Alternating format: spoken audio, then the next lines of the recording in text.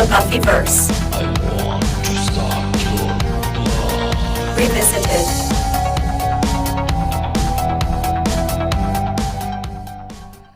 Tuesday on UPN. We got ourselves an invisibility ray.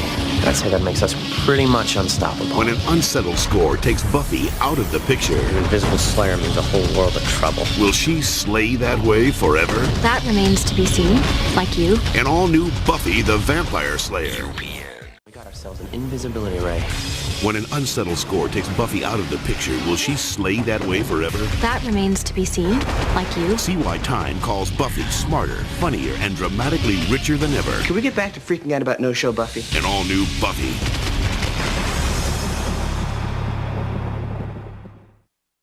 Hello, everybody, and welcome to this week's edition of Slade, the Buffyverse Revisited. I'm one of your hosts. I'm Jeremy J. I'm your other host, Ames J. And James, believe it or not, this week we're actually going to be invisibly touching ourselves into Season 6, Episode 11, the midway point of Season 6, the episode entitled Gone. You shut your dirty whore mouth. No way. I swear it to be true. You fuck right off right now. You hurt yourself. And he's dead. He's dead. He's passed away, folks. I have passed away. Yeah, it's kind of hard to believe to me, though. When I went to watch the episodes for this week, I was like, I don't know why, but I was like, I think we're on episode 6. And then I got into my list and I was like, what? It's episode 11? I was like, damn, we're halfway through the season. You know, thanks to our badassery. Thanks to our badassery. Not only that, I don't know if you experienced this. I watched the episodes for this week, and these two, this one and the other one we will be recording tonight. Yes. Curtain peek. Curtain peek. When both of them ended, I was like, they're over already? Yes. And because I actually happened to watch tonight's episodes that we will be recording, Curtain Peek, with my roomie and / best friend Tara, or as I call her, Gal. Actually, we all call her Gal. But anyway. I was just going to say we all call her Gal. Like, literally everyone calls her that. I called her Tara one time, and Darlene and she was punched like, you who? in the dick? No, Darlene was like, who? And I'm like, Gal. Like, Yeah. So she doesn't know anything about Buffy, so before we sat down to watch them, I had to give her kind of a crash course, not just in the overall show, but also what had happened in this season leading up to where we were. And when the show ended, she looked at me and she goes, when the first one ended, she looked at me and she goes, "That's all?" And I was like, that's all she wrote. That's it. And some of the episodes are like that, and we've talked about that before. Some of them you're kind of looking at your watch like, okay, are we going to wrap this up? And boy, has this been an episode. And then other ones you're like, oh shit, that's okay. All right. Yeah. And these two, I agree, were kind of those like, oh, okay, all right, it's okay, it's over. Yeah. So anyway, how you been? How you been, Jeremy? It's been so long since we've seen each other. How long has it been? About 3 months?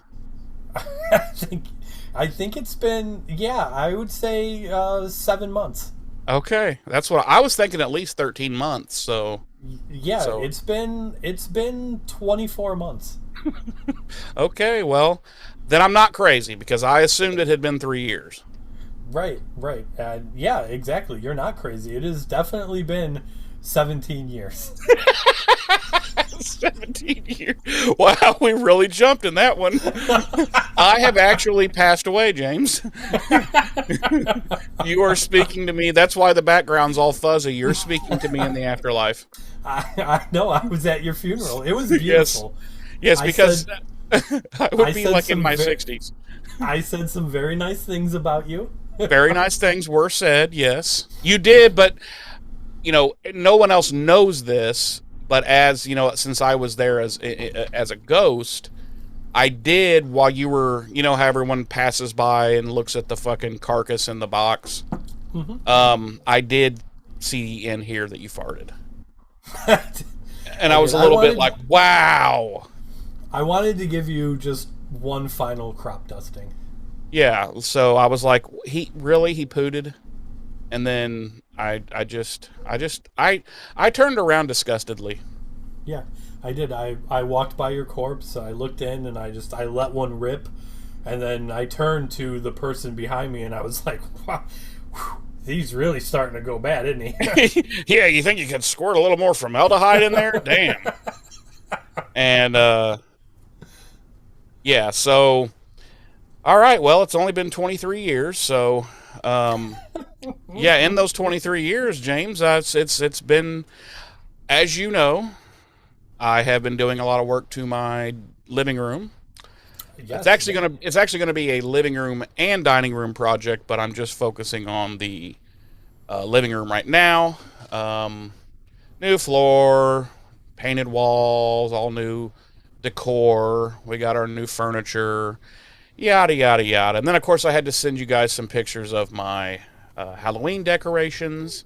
Yes, and the new furniture and the new floors. It looks as I expressed when you sent the pictures. It all looks phenomenal. You've done a great job.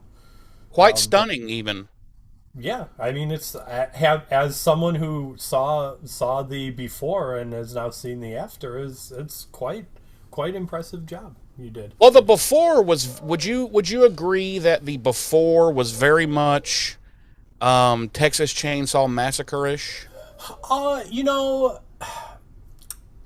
So I'm dating your sister, and I respect you as a friend.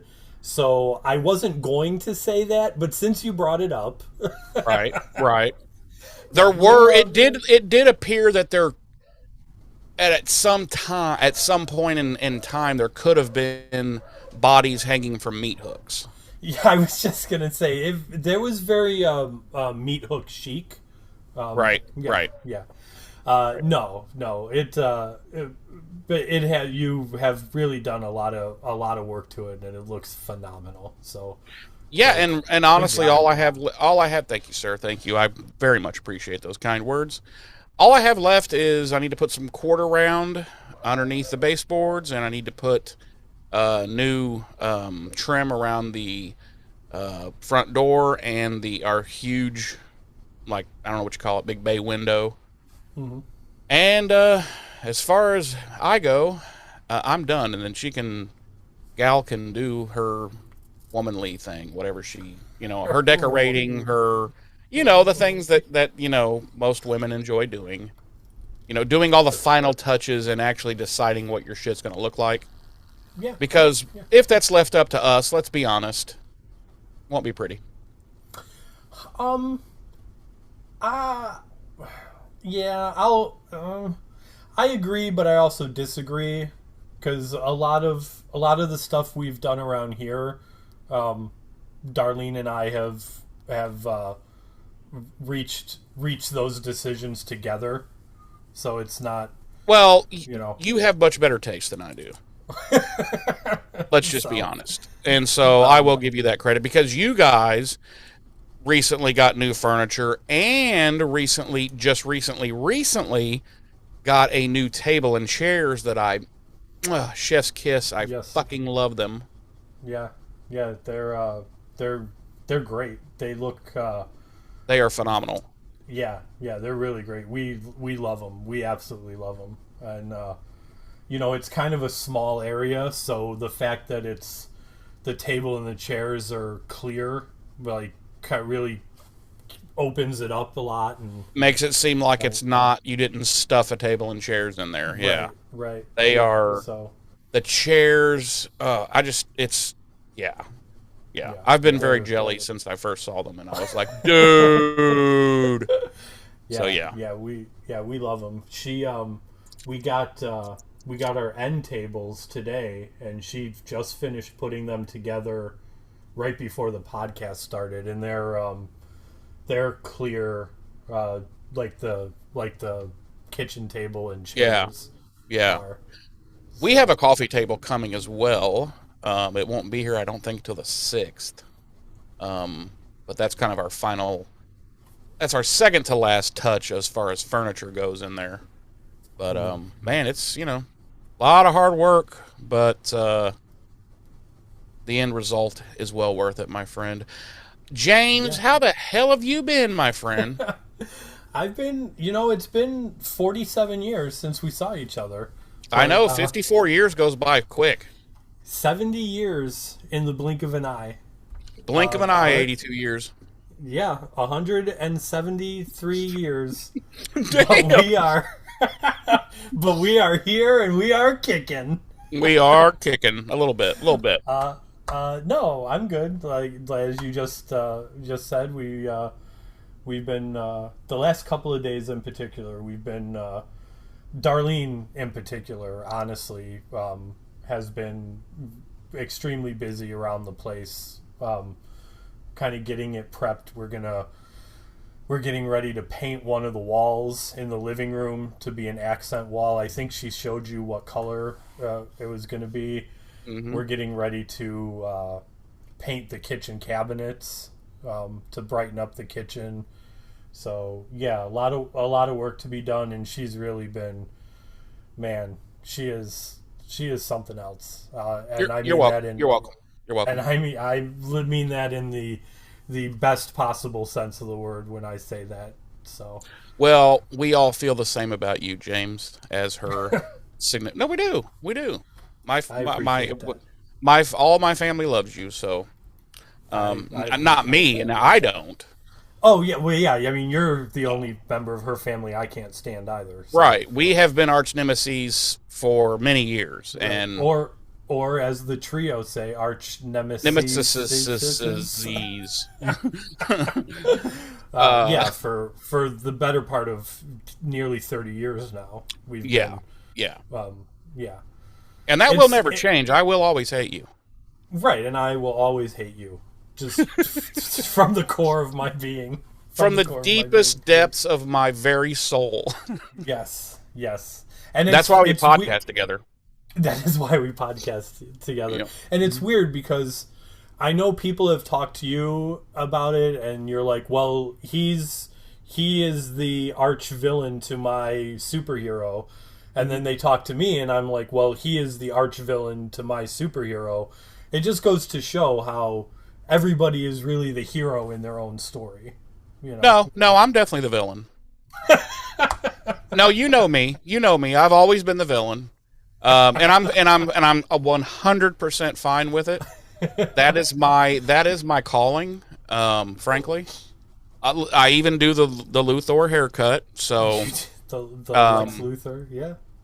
I'm not quite as emo and whiny as the newest Lex Luthor. By the way, James, let's go off on a little sidetrack tangent here for a minute. I did finally watch more than we already have. More than we already have. Listen, I did finally watch the new Superman movie. Oh, I'm afraid to ask. What did you think? It's okay. If I was going to rate it like we rate our Buffy episodes, I'm giving it a 3.5. Okay. Better than I thought you were going to give it. It was a very entertaining movie. Great effects, of course. I do have some bitches, though. I hate the costume. I mean, to the very fiber of my being, I hate that costume. It looked like a winter UPS wardrobe for a UPS driver. Like, it's just terrible. I don't care what James Gunn says. That fucker is terrible. I did not at all dislike or hate the new guy who is Superman as much as I thought I would. Well, that's a positive. Yeah, because that's one thing I was convinced of going into it. I was like, I do not like this guy, and he will not be my Superman. I like him a lot more than I thought I would. What was my other big gripe? The costume. Oh, Little too Guardians of the Galaxy for me. Little too much James Gunn DNA in there. Too much campy haha and putting music into slow motion scenes and shit, which is like every fucking James Gunn movie ever.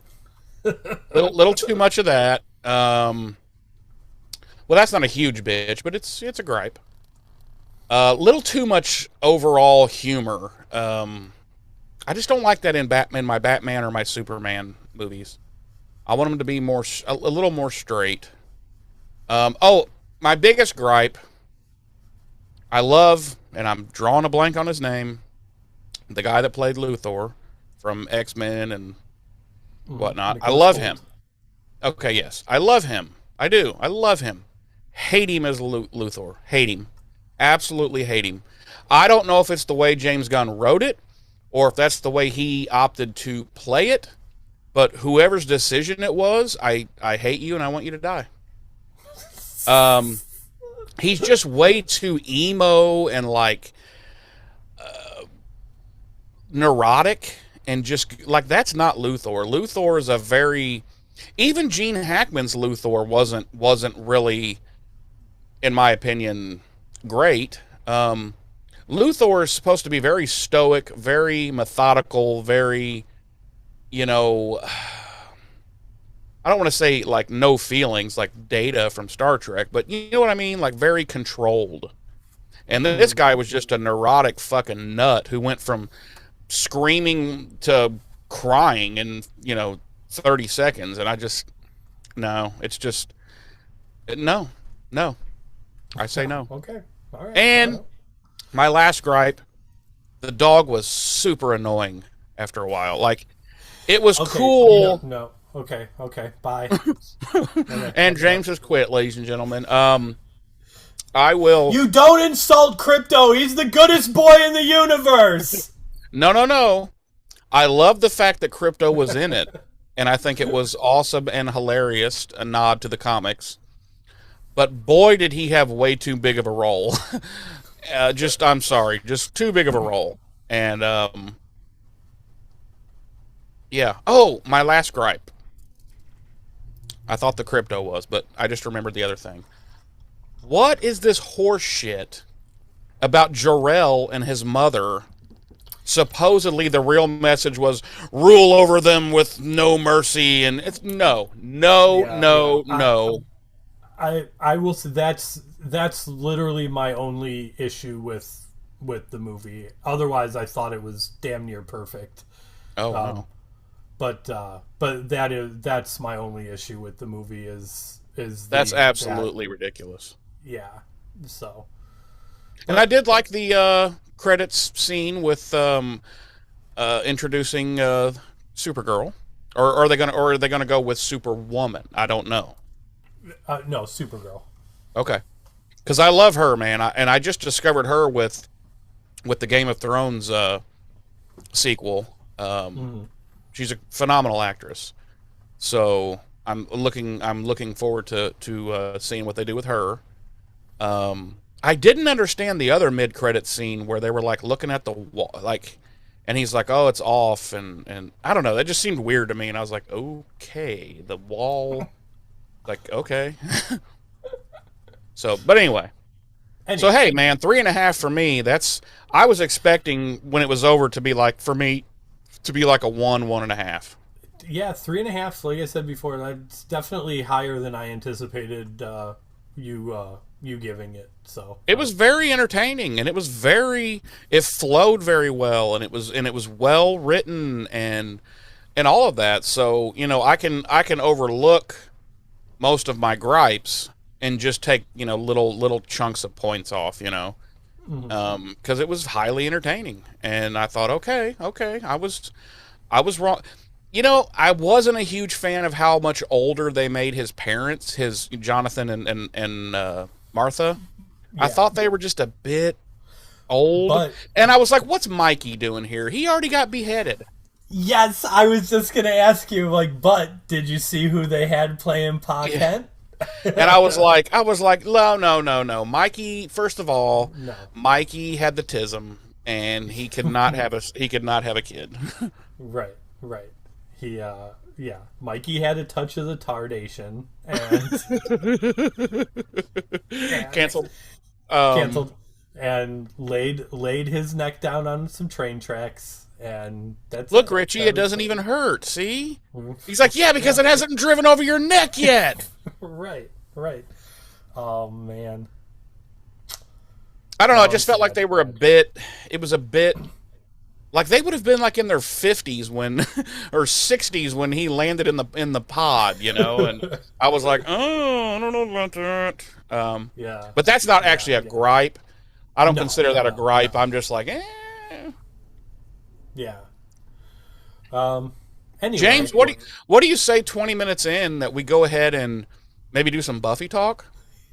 Is it really? Are we really only 20 minutes in? 20 minutes, 27 seconds. Wow. It feels like so much longer. Wow. All right. I would quit, but I can't reach the button, so fuck it. Just pretend like I quit. You can't see me. You can't see me. Listen, if I can't see you, you can't see me.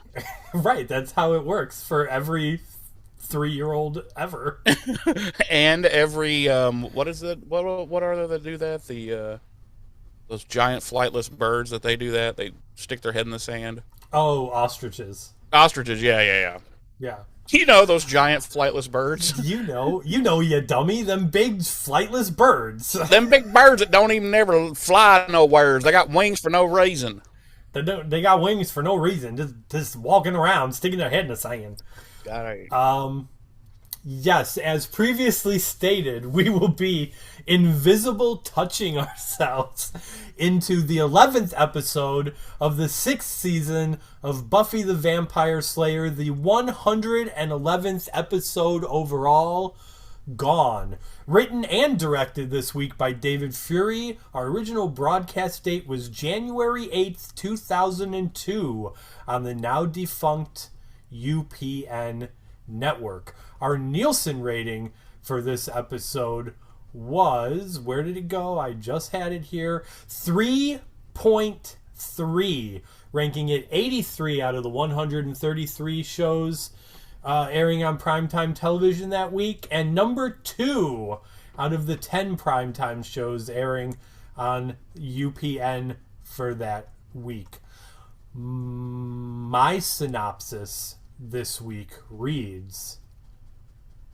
Where the hell did it go? No, I don't think it begins with where the hell did it go.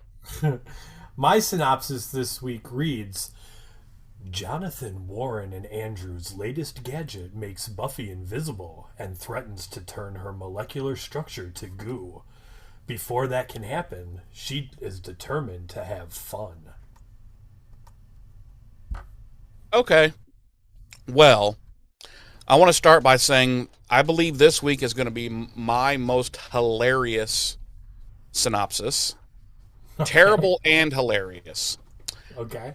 It is broken up into several sentences. It begins, the three geeks mistakenly turn Buffy invisible. Period. The Slayer takes some advantage from going unseen. Period. Now here's where it gets really good, and this is not me misspeaking. Willow has to do the detective without using magic. So Willow, as we know, she does have to fuck a detective in this episode. She does. In order to get some specific information. So it goes against her gayness. She has to fuck a detective. Yeah, it's very disturbing. It is very disturbing. It's really weird. It's completely out of left field, but it is what it is. And this continues. Let me start again. Willow has to do the detective without using magic, while Xander finds Spike doing some weird physical training. Ladies and gentlemen, I think I win all time. That's the all-time worst synopsis either of us have ever read for this show. It truly, truly is. That was written by like AI when AI first like became a thing, like, however long ago it was. Like that is just terrible. It really is. And it's sad that Willow had to do a detective. It is sad. Hetero do a detective, no less. Right. Our cast this week, as always, Sarah Michelle Gellar is Buffy, Nicholas Brendan is Xander, Emma Caulfield is Anya, Michelle Trachtenberg is Dawn, James Marsters as Spike, and Allison Hannigan as Willow. Our guest stars this week include Danny Strong as Jonathan, Adam Bush as Warren, Tom Lank as Andrew, Daniel Hagen as Frank, Susan Rootman as Doris Kroger, and Jessa French as Cleo. You know what? I think I screwed up, didn't I? I usually read the cast before I read the synopsis, don't I? Yeah, but it's, Whatever. it's whatever. I won't hold it against you this time. Thanks. Don't dock points for me. Okay? All right. I You have my appreciate word. that. So we open with Buffy and Dawn and Willow, kinda, removing any and all magic tempting items from the house in support of Willow's cold turkey stoppage of the use of magic, and it's like insane things to a point. And then we cut to Did we just have wind chimes? it's our Ring doorbell. So yeah, they're doing that, and Buffy ends up finding Spike's lighter in her couch cushions, and she flashes back to the night they finally did the dirty deed in that abandoned house. And then she immediately took the lighter and keistered it. It was so weird. It was weird. She put it right in the prison pocket and was like, I'm holding on to this. No, she seemingly throws it into the collection box that they're putting together of all the things to get rid of. My question is, how the fuck did that lighter end up in her couch cushion? Yeah, because didn't they... Wait, no, it was in that house, right? Yeah, they it had was sex in that the first time abandoned in the fall down house. Yeah. Yeah, so how... Who knows? Plot armor. Plot armor. And then we cut to the trio, and they are, of course, in their secret cellar lair, and they have used the diamond that they stole however many episodes ago now. Was it last episode or the episode before that? I don't remember. Yeah, I don't remember. I I think it was 2 episodes ago, actually. It's like we're supposed to remember this shit or something when we're talking Right? about it. Yeah, I watched this and immediately get it out of my memory. Right. I remember one episode at a time. Once we've revisited it, is gone. Yeah. No, it's recycling bin, empty recycling bin. No memories. Yep. No memories. Gone. I'm like, Buffy what? Who? Buffy. I don't do a podcast. What's a podcast? What are you talking about? I don't. And they have used the diamond to build a invisibility ray, which they test out on a chair, and it makes the chair invisible. And then they test it out again, and it makes the chair revisible. And that's our cold open. Wolf Howl. Roll credits. Yep. And then the next morning, Willow tells Buffy that she saw her keister that lighter. And Buffy's like, really? And she's like, how could I was in the same room. You literally dropped trowel. You spread your shit as far open as you could. You grunted while you stuffed it. And then you hockered and spit on the ground and pulled your pants back up. How could I have not seen it? And Buffy's like, okay, fair enough. And then she punches Willow's head, and it comes off her shoulders. She just punches Willow, just fist right through her skull. Yeah, and she's like, there can be no witnesses. Right. And her head explodes like a ruptured testicle. Basically, yeah. No, the next morning, Willow's telling Buffy that she's not ready to go back to school yet, and yada yada, because she's all jittery and like she's acting like a fucking hype. If you know anything about crackheads, she's acting like a crackhead who hasn't had a fix. And it's funny because Gal said to me at one point during this episode, she goes, "This girl's real hyper and jittery," and I was like, "No, Willow is not hyper and jittery." I said it's because she's, and I had to explain it to her, and she's like, "Oh, okay," but she's just all acting skeezy. And she's like, I'm going to stay home and I'll research the stolen diamond. Like, what's up with that? And Buffy's like, yeah, okay, you do that. Dawn's pissed off at both of them because, James just fell, ladies and gentlemen. I believe he's having a stroke. Oh my God, call 911. He's bleeding. He's bleeding out, ladies and gentlemen. Live on YouTube. I could text my sister and tell her, but this is hilarious. This is gonna get so many views. We are gonna get more views than we would ever get with our show. So yeah, Dawn's pissed off at both of them. Oh, and by the way, Gal said like halfway through this episode, she goes, Buffy's sister is such a brat. And I was like, you have no idea. Like, she's so emo. I was like, yeah.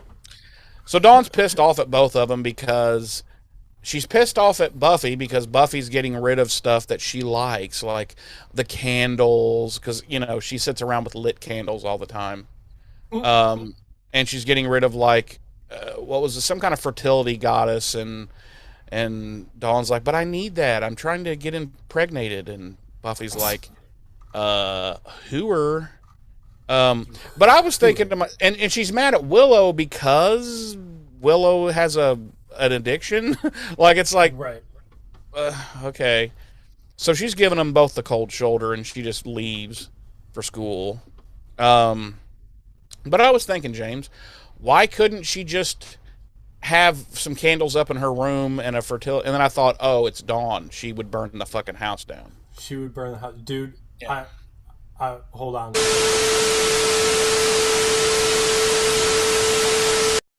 Folks, we're back. There was an emergency that could not be avoided. Something I want to share with the audience, James, if you don't mind. Sure. James has AIDS. And and he had to go for chemo for his AIDS.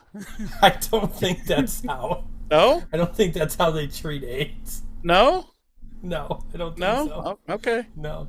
Well, he had to go for some type of medical intervention just now. Medical intervention.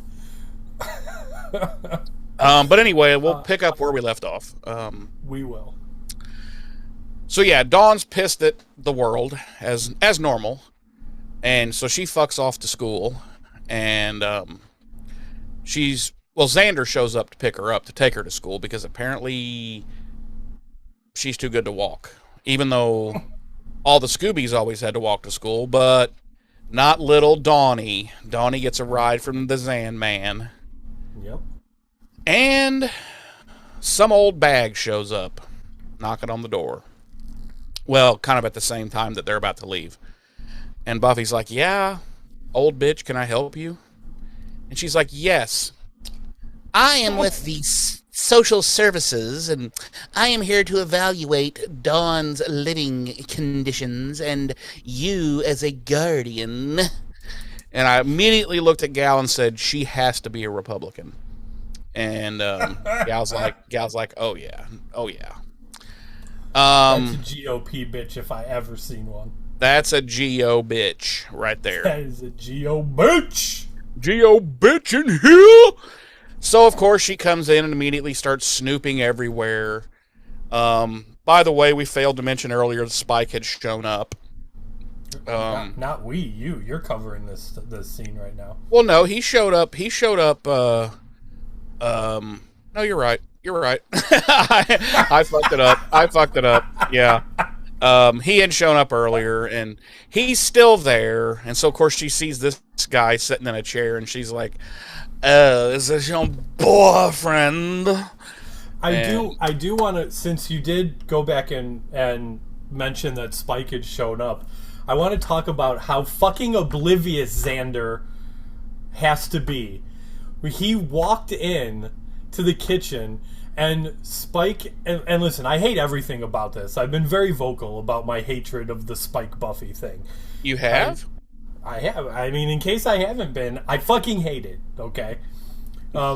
And literally, like, he literally walks into the kitchen, and Spike and Buffy are like this, okay? He literally has he's dry humping her vagina. He is like, yes, he's got her hand on her fucking crotch.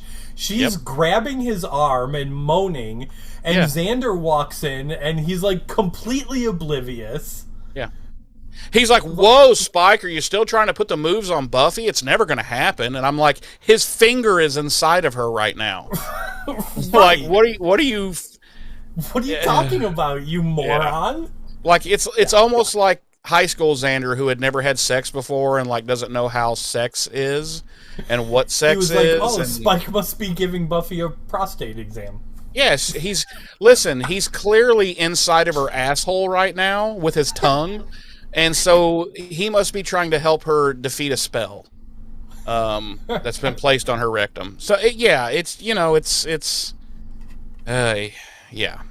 So that did happen. So anyway, so the old bitch is, of course, not happy with anything in the home. She finds that bag of, I think it's like sage or some type of witch weed. And Buffy's like, "Oh, that's not what it looks like. That's actually magic weed." And the old lady's like, "Oh, can I get a little pinch? A little pinch? I got glaucoma. I got a little glaucoma." She's like, "Look at me. I'm Dawn's guardian now." I am Dawn's guardian now. So then she's like, "Oh, I think I've seen all I need to see." And she goes to leave, and Buffy's like, "Yeah, I'll just kill you because I'm the Slayer. She should just went up behind her and boom. Like, "Here, let me show you the door." Yeah, let me show you the door, and then put her face and neck through the door. Through the door, right. Yeah. And then just dispose of the body. It's Sunnydale. It's not like it's fucking hard to commit a murder and get away with it. Jesus. Right. God, Buffy and her morals really annoys me. If I was a serial killer in this universe, I would hightail it to fucking Sunnydale. Fuck yeah, because you could have the time of your life and never be caught. You never have to worry about the police. Like, that's never going to be a thing to worry about. You have to avoid the Slayer, but just pick wisely. Kill, like, Cordelia-type girls, and she won't really care. Exactly. So, anyway, Buffy's like, no, I don't want to have to, kill you. And Doris is like, "Too bad. Kill me right now, bitch. Kill me." Damn it, I'm there we go. Okay, Jesus. I hate, never mind. There's a certain thing that happens on this site that's got the notes where it jumps and like, you're like, "Whoa, whoa, you just, what?" And so I'll cut this out. So yeah, she's like, "You're on probation." And Buffy's like, "Well, what's that mean? I'm not in school, bitch." And then she punches her in the titty. No, Doris is like, "Well, that means that I'm going to keep a close eye on you and Dawn. And if I suspect that, anything is even remotely fucked up in this situation, I'm going to take Dawn away from you." And Buffy's like, "I'm the Slayer, bitch. I will kill literally everyone at your office." And, blah, blah, blah. I will kill the entirety of California Child Social Services. I will go to every branch of California Social Services, and I will murder every motherfucker that dares to be employed by you. Right. Have you seen? You've seen John Wick? It will be a John Wick level. Yeah. Doris is like, I don't think that comes out for another 22, 23 right. years. She's like, John who? And Buffy's like, Keanu Reeves. And she's like, Bill and Ted. Bill and what? and then Buffy's like, just wait for it. Just wait for it. You'll love it. You will cream, Doris. So anyway, she leaves finally, and Spike is still there, even though Buffy had told him to fuck all the way off. And she's becomes, what's the word? A cunt. And she's like, let's just fucking leave. And he like slams his hand next to her and gets right up on her, and she's like, oh. And he's like, he sticks his hand into her pocket and pulls out his lighter. He's like, just, getting what I came for. And I'm like, ooh, that's saucy. First of all, my question is, how did he know that lighter was in her pocket? Who knows? I mean, come on. Who knows? Come on. Also, I hate this too. I hate this Spike and Buffy thing, dude, and it never ends. Spoiler alerts for the rest of the fucking series, and it just... Sorry. Anyway, so he fucks... We can only hope that the continuation has killed off Spike, and we never have to... Oh, no. It has not. Are you talking about it? Are you talking about the comics? No, I'm talking about the new show. Oh, well, I don't... Yeah, who knows? Who the fuck knows? I'm sure he's not going to be a part of it. I mean, have you seen him recently? I don't think he's going to pass for an immortal vampire anymore. But I'll tell you what, I saw an interview very recently with him and Drusilla Landau. What's her first name? Juliet. Juliet Landau. Juliet Landau has not fucking aged a week. She may actually be a vampire. Meanwhile, James Marsters, holy fuck, does he not look good? Like, he just doesn't. Like, in the face and stuff, like, he has aged 48 years since the end of this show. Like, the other person who was on this particular YouTube thing was Ash. And Ash, in a way, almost looks younger than he did at the end of the Buffy series. And right. I was like, wow, Ash looks great. Juliet Landau looks like she hasn't fucking aged at all. James Marsters, holy fuck, bro, you died 11 years ago, and no one told you. No one told you died. It's not pretty. Anyway, where we at? Okay, so, yeah, he finally fucks off, and this is such a weird scene.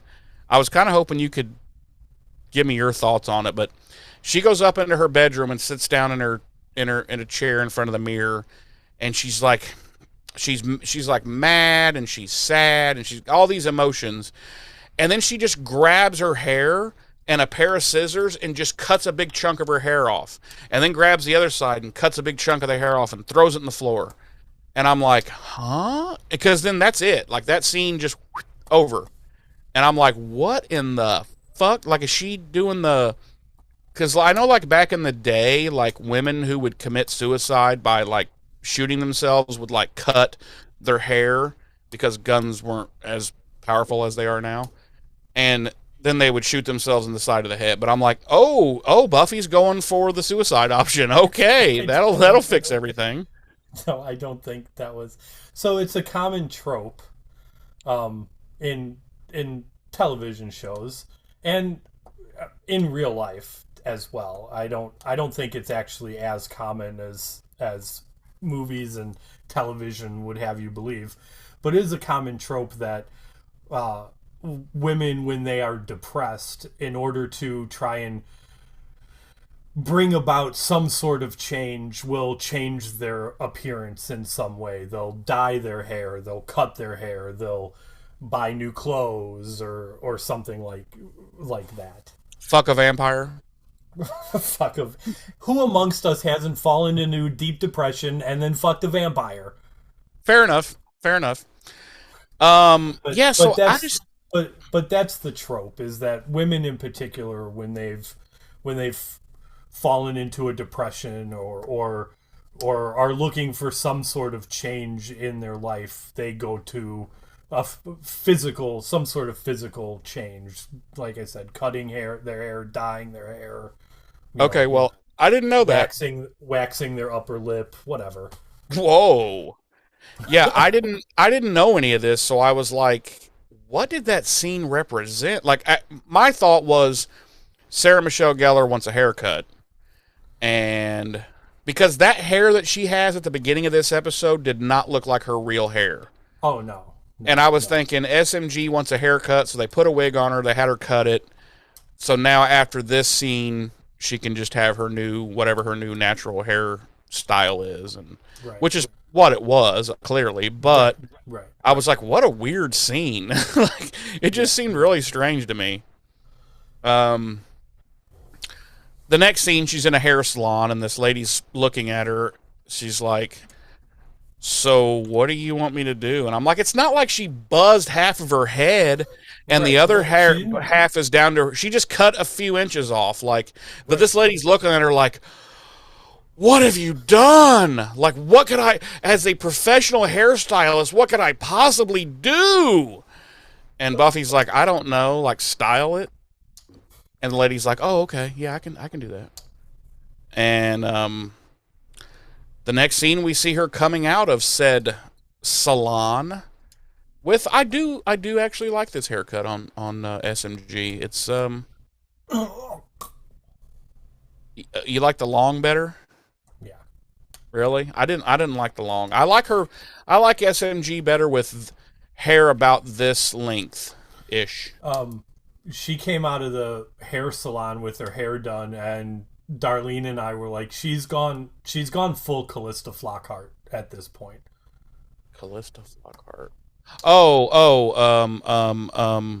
Harrison McBeal. Ford's wife, Ally McBeal. Yeah. That was it. Yeah. I don't really remember that. I mean, I remember the name of the show, but I don't. Anyway. Yeah. So yeah, she's all dudded up, and she's coming out, and she's walking across the street.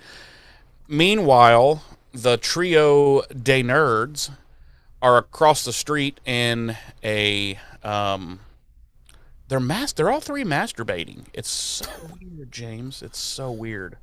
But they were standing in the middle of the street masturbating, but as you are aware, because you watched the Euro minutes, right, who was also in the scene, but like in kind of hidden in the shadows of an alley. I thought you were inside the van looking through the glass. No, I was in the shadows of and I thought you were alley. mushroom stamping the glass. Nope. No? Nope, I was in the shadows of the alley. They brought me back after recasting me for a couple of episodes. Yep. I don't know why. I wasn't doing anything else. Yep. But after having recasted me for a couple episodes, I was brought back as mysterious masturbating man. Yep. And ladies and gentlemen, I want you to understand how the professionalism that James brought to set. Only a few people know about this, but I'm going to share it. And because he's too humble to share it, so I'm going to share it. He was tugging out in this scene. Because listen, like any scene for a movie or a television show, there's multiple takes from multiple angles, to get coverage shots, etc. And James, like a trooper, he finished every single take, even small coverage shots. He was finishing. Now when it was over, they did have to rush him to the hospital for possible dehydration.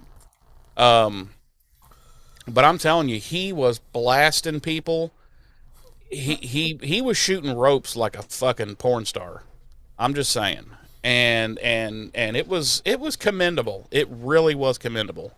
Well, thank you, sir. Thank you. He took each scene, like it was an Oscar worthy scene. So, and I really feel had they not cut my scenes for domestic airings, I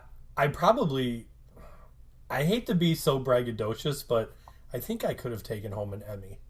At least one, at least. Who, I mean, best unnamed background masturbator? Like, that should have been an entire category. Right. Come on. And who the fuck could have possibly defeated you in that category? I mean, come on.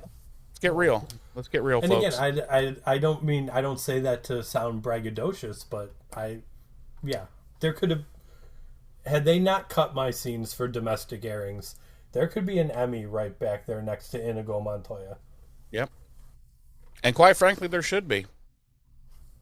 I may have one custom 3D printed for you. With that plaque on the front, the most outstanding background masturbator. And don't go to any trouble, but I appreciate it. I appreciate it. Thank you, sir. Thank you. So yeah, the three nerds are fighting over. This is their big plan.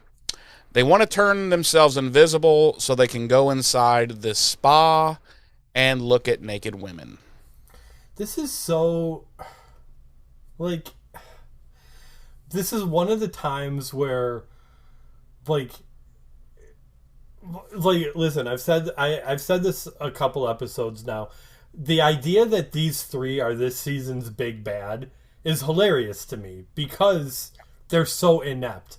I hate it when they throw in these things like, we're gonna make ourselves invisible so we can go see naked ladies. We want to make Buffy our sex slave. Come on. Yeah. Because listen, at this point, it's 2002. Internet porn is quite prevalent by this time. Like, you know what I mean? Like, why? Well, also, not only that, but as a self-identifying nerd, and trust me, over my life, many other people identified me as a nerd. No. Never once was people will ask you those questions, like, if you could have any superpower, what would it be, And if you were invisible, what would you do?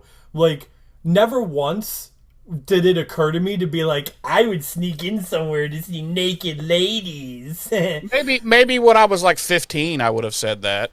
People would be like, "What would you do if you were invisible for a day?" And I would be like, go about my life like I do every day because nobody notices me anyway. Womp womp. Womp womp womp. What? You stop that.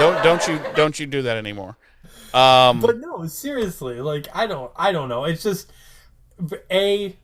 like you said, we're into 2002 at this point. Let's be a little bit more progressive on television to begin with, and B, why is this always a trope of nerds in movies and television? We just want to see naked ladies. Come on. Well, it's like I said, I'll be honest. If somebody asked me that when I was 15, that's probably what I'd been like, I'm going to see naked ladies. But I mean, they are 22-ish. They're grown-ass men. Yeah, with access to millions and millions of gigabytes of fucking free pornography. And their only thought was, listen, let's break into this museum and steal this priceless diamond so that we can create an invisibility gun.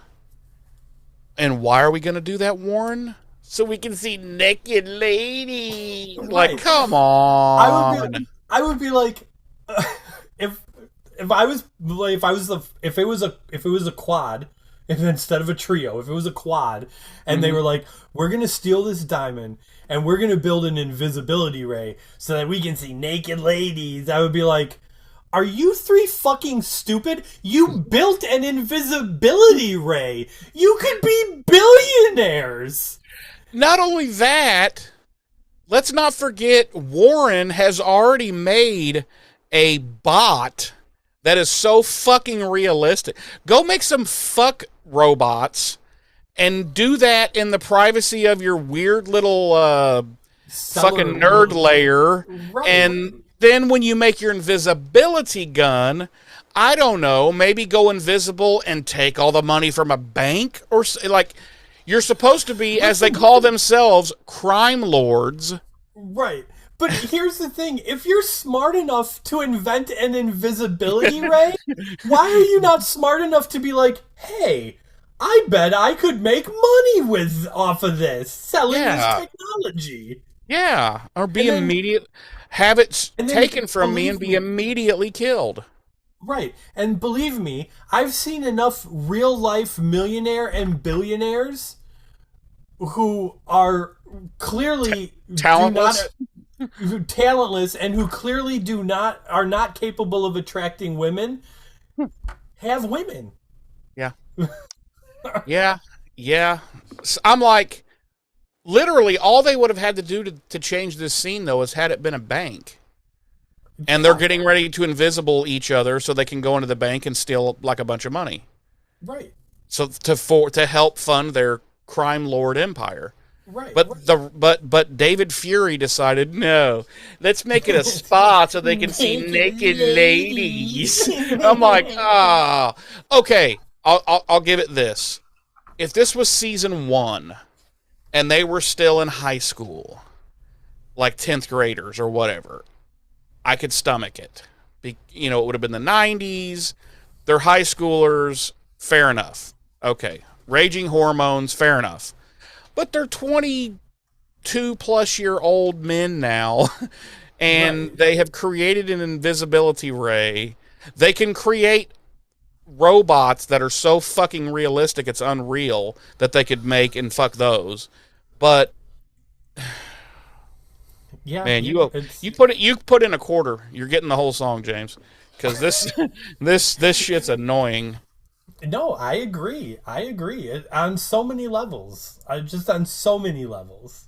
Yeah. I don't think that would happen today, frankly. I think if this scene was made in today's, what's going to be today's Buffy, when the reboot comes out, or the continuation, I don't see this scene being a thing. Oh, no. No, I don't think a scene like this would get made in a TV show today. Thankfully, unless it's like a show on HBO or something. Sure. Or it's like if it's being purposefully stupid, like purposefully, satire, like a satire, satirical, or it's purposefully being like, well, this is a show of dum-dums, like Family Guy or something, Right. But whatever. Anyway, so they're fighting over the invisibility gun because when they see Buffy, they're all freaking out. So they're fighting over it because they want to turn themselves invisible. Warren goes over and he's trying to break it up, and then he's like, "You're going to overload it," which I don't know how that's a thing. They're literally just holding it. So they all three start fighting with it, and then it zaps. Perfectly shoots Buffy and invisibles her, and then they shoot a few other things like while they're fighting with it, like the dumpster and some fucking road cones and a fire hydrant. Yeah, dude, they totally should. I would have been a huge dick. I would have went around town and shot all the manhole covers. So they were invisible, and then people's like, what? And then they go, and then they'd be scared of it, but then wait, that wouldn't work. Never mind. I'm an idiot. What was I saying? Oh yeah, so yeah, they shoot, and then they're all like, oh fuck, and they cry and they hold each other. Then we cut to Anya and Xander. They're in the magic box, and Anya's planning the wedding. She's got a little chart out, and the little seating chart, and all this stuff, and I don't know. It's kind of funny. There's a few little funny quips here and there, but nothing to write home about. Yeah, because she's like, they're like, I guess she wants to put Buffy with Xander's family, and he's like, but we don't hate Buffy. And Yeah, why would you want to do that? Right, and she's like, well, where are we gonna put D'Hoffryn, who people may remember was the demon that turned her into a vengeance demon in the first place. And Xander's like, D'Hoffryn's not invited, and Anya's like, bitch, you ain't telling me who I can have at my own wedding. And then Xander like just fucking domestic violences her right there. Slaps the shit out of her. And I was like, wow, do it again. Do it again. And then it got weird. For you, apparently. So then the door opens, and apparently no one comes in. And Buffy starts talking to them, just like normal, and they're both freaking the fuck out. And then she tells them, oh my God, shut it up with your fucking wind chimes. Oh, let's see. It keeps throwing me off. So sorry. So that I quit the show. I quit. I'm done. I'm not here. I'm not here. So yeah, so she explains. So she explains to him she's been made invisible. She doesn't know how. I guess she didn't see the giant ray hit her, or the fact, like, this is what kills me about this whole episode, because we find out later that, of course, they jumped in the van and fucking ripped the fuck out of there after that happened. She's just standing there in the street, like 12 feet away from them. Like, she could have just been like, right. And watch them be like, run and get in their van, put all the stuff in there, get in there, start the van, and rip out of there, and be like, oh, those fuckers did it. Right. So, yeah, I'm sorry, but that's a giant plot hole. Because she's just like, I was just walking across the street, and then all of a sudden, it's like, wait, what do you mean all of a sudden? How did you even know you were invisible? Like, right. You're just walking along and you're like, I'm invisible. You know, it's just so weird.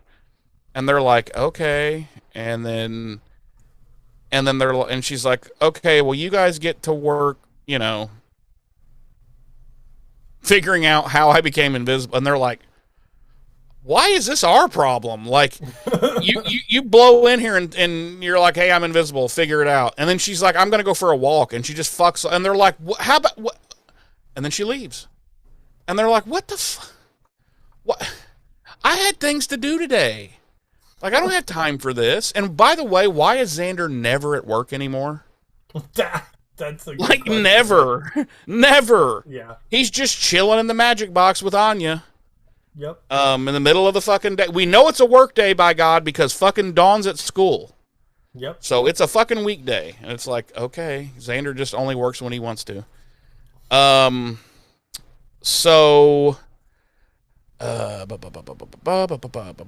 Buffy goes walking around town doing funny invisible person's things. She takes this hat off a woman who's sitting in the park, and she's like, studded hats, this is a fashion violation.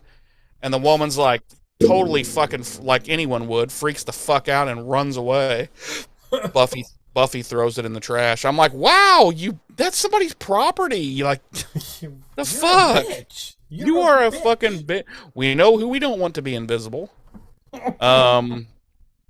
Okay, then she sees a fucking meter maid giving somebody a ticket. So what does Buffy do? She jumps into that guy's little meter maid nerd vehicle, and she says basically, fuck you, as she pulls away and drives away with his little vehicle. And I'm like, wow, okay, we see what we see what Buffy is given a little bit of fucking power. Holy shit. Right. I want to stop real quick and talk about how clearly Sarah Michelle Gellar forgets how to act when she's doing strictly voiceover work. Strictly voiceover work. ADR. Yep. Yeah. Yeah, like phenomenal actress, but boy, not so great as just doing ADR. Yes. Because there's like no emoting or inflection changes in her voice. She's just like, see you later, meter guy. Yeah. You know, and I don't know. It's awful. It's awful. It really is. And where does she take the meter maid's little nerd vehicle to, James? Tell us all. Straight to hell. Wow.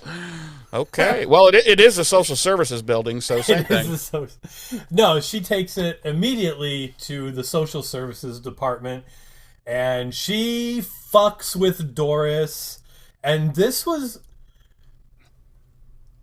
it was funny, but it was also damn near alarming. Again, give Buffy a little bit of power, and holy fuck, is she a little bit dangerous. So it starts out like okay enough, like Doris is drinking her coffee and she puts the cup down, and then she goes to do something, and then she goes back to get her cup, and it's gone, and she's like, oh my gosh, where's my cup? And she looks over and it's been moved to the other side of her desk, you know, and then it happens again, and then it happens again, and this time it's on top of her computer monitor, which flat screens hadn't been invented yet in 2002. Yep. Great big CRT, like 78 pounds. Great big old CRT. And then it's on top of her computer monitor. And then Buffy lifts it up and starts making it like dance around. But then she starts whispering to Doris, kill, kill, kill. You know you want to. Right. She's like, kill them all, Doris. You know you want to. And I was like, what the fuck is happening right now? What if she had broke that bitch inside and she was just like, yes. And she picked up some scissors and just started running around stabbing people in the office. Right? You know? I was like, what the fuck? Of all the things to whisper fuck with someone, kill them all. You know? It's right. like, whoa! So then it went from like little tee-hee-hee pranking to like, you know what? I know what's next. Kill them all. You know? Right. And we're about to have a Son of Sam situation on our hands. Right yes. There, right there in the Department of Social She's Services. like, yes, my lord, I hear you. I will kill them all. I shall murder them all and bathe in their blood in your glory. And it's just like, and Buffy's just like, yeah. Yes, do it. Do it, Doris. Kill them all. Kill them all, Doris. Kill them all. We all float down here. They've all wronged you in some way, Doris. Murder them.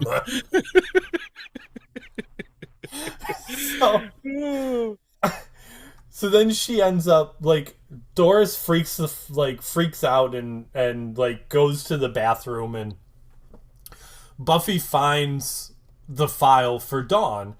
And apparently while Doris is in the bathroom, Buffy prints out a bunch of pages, and all they say on it is all work and no fun makes Doris a dull girl. Like, and where does that what is that in relation to, James? Where's that from? The Shining. Yes. Yes. Yes, indeed. So yeah, it's just like, really, like, right. Like, so she went from funny tee-hee pranks to kill them all to, right. Hey, I'm going to make this lady look like a raving psychopath. Right. It was like, it was extreme escalation and then dialed back down a little bit. like it literally could have gone from tee-hee, I'm making her cup move around and she's getting a little freaked out. And then like, okay, like the all work and no play makes Doris a dull girl. That still would have been like, that's weird, Buffy, but okay, that's fine. But like, like, fucking kill them all, Doris. You know you want to. Well, what you don't realize, because again, you don't get to see the Euro minutes that I do.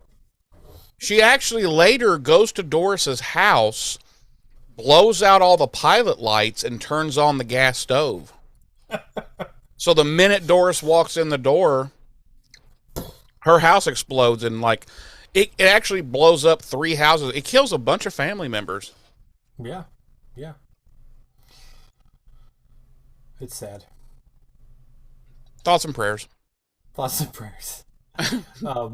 But yeah, no, I was like, what the fuck is going on here? Like, this is insane. Like, It really was. Like, all joking aside, it was like, damn, that escalated really fast. yeah. So then, like, Doris's boss, like, sees the file and you know, the pages of, you know, all work and no play makes Doris a dull girl, and he's like, you know what, Doris? I think you might need to fuck off for, like, ever. Yeah, like, he does. You're just gonna have to. I'm gonna need to put you on permanent sabbatical. He's like, here's the thing: if you ever show back up to this building again, I will have you beaten. I will have you beaten. So please leave now. And then he goes like this, and he calls up security. They come up to her, and he's like, could you escort her out, and on the way out, rough her up a little bit? And like, they do. He's like, don't bother clearing out your desk. We'll FedEx your stuff to you. To hell. We'll FedEx it to hell. To hell. And they actually fucking break a couple of that poor old woman's fucking ribs with gut shots. They do. And it's all Buffy's fault. Mm-hmm. Buffy's a terrible, terrible person. Buffy is a terrible, terrible person. Her boss tells her, like, you know what, take the rest of the day off. And in fact, while you're at home, you should really consider suicide, Doris. No, he didn't. No. Well, it's in the Euro minutes. Oh, the Euro minutes. Okay. Yeah. So then we cut to, Spike's crypt. Your favorite scene of the whole episode. Oh my god. We cut to Spike's crypt, and he's watching some horror movie, and someone's screaming about, oh, the blood, there's so much blood, and then we hear his stomach growl. So he turns off the television, and he gets up and goes to the fridge to get presumably some blood, and as he sees his crypt door open, and he closes the fridge, and he's like, you know, whatever beastie's in here, I know you're here, and I hurt beasties, and something, and then his television turns off, and something bumps into him, and he's like, oh, a ghost, is it? Why don't you go haunt someone living like a good spook? And then all of a sudden he gets thrown against the... Kill them all, Spike! Kill them all! And he's like, oh, okay. She's like, kill them all, Spike. Kill them all. And he's like, but the chip. And she's like, the chip doesn't matter. You can work through the pain. Murder them all, Spike. The chip is not... There is no chip. Right. And he does. He murders literally the entirety of the entire east side of Sunnydale. Yeah. Just real quick, James. Yes. This has bothered me a lot, but I've never brought it up before. Mm-hmm. I always forget. Where is Spike getting his electricity? Dude, it is so funny you said that, because I turned to Darlene while we were watching, and I was like, why does his crypt have electricity? Because before, it's been always kind of believable, because he didn't have it. We've never seen a TV that I recall. No, we have seen a TV before. Remember? Oh, you're right. You're right. When Dawn and Mama Summers go there. Yes, you're right. And he's watching Passions, and he and Mama Summers bond over Passions. Yep. You're right. I'd forgotten about that. But like before, you don't really ever see like electronics or anything, and he's got like candles everywhere, so it's like believable. But now he has a refrigerator, which we all know takes a lot of power. Yeah. And he's watching TV, and I'm like, where is he? Okay, listen, I know people steal power, but you're telling me he's went to a light pole and he's jimmied up a wire and drug it all the way through the grave, like all the way through the cemetery over to his fucking crypt, and no one has been like, hey, why would someone rig up and put it into a crypt? Right. There could be do you think there could be a vampire living in that crypt? I don't know. It just annoying. Yeah. Like, why does he have to live in a crypt anyway? Like, all the other vampires we see, like, I don't mean like the ones that she's always killing in the cemetery that have just been born or are very new, but all the other old vampires we see pretty much, like, they have like cribs. They have like pimp pads. Yeah. But Spike always is living in like a hole or like a cave or a crypt. And I'm like, bro, you've been alive for a couple 100 years and you haven't figured out a savings plan yet with some like compound interest? Like, what the fuck, you know? Yeah. So he all of a sudden gets thrown against the wall and his shirt gets ripped open. And he's kind of like, what the hell? And then Buffy starts, I don't, like, I'm presuming, like, kissing his chest and whatnot. And he's like, and then he's all like, Buffy? And she's like, I told you, stop trying to see me. And pulls him off the wall. And they presumably begin to and you hear in intercourse. You just hear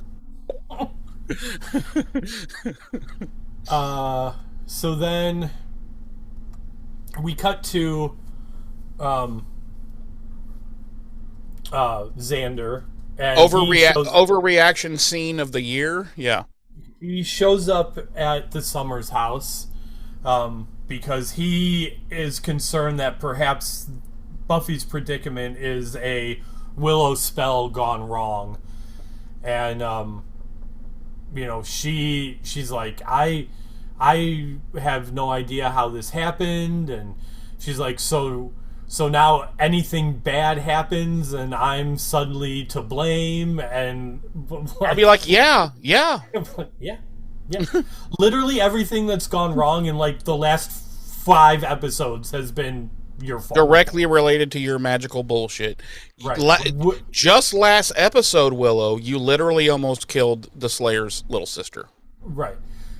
Be like, literally everything that's happened in the last 5 episodes, with the exception of the singing, dancing demon. That's on me. I did that. That's on me.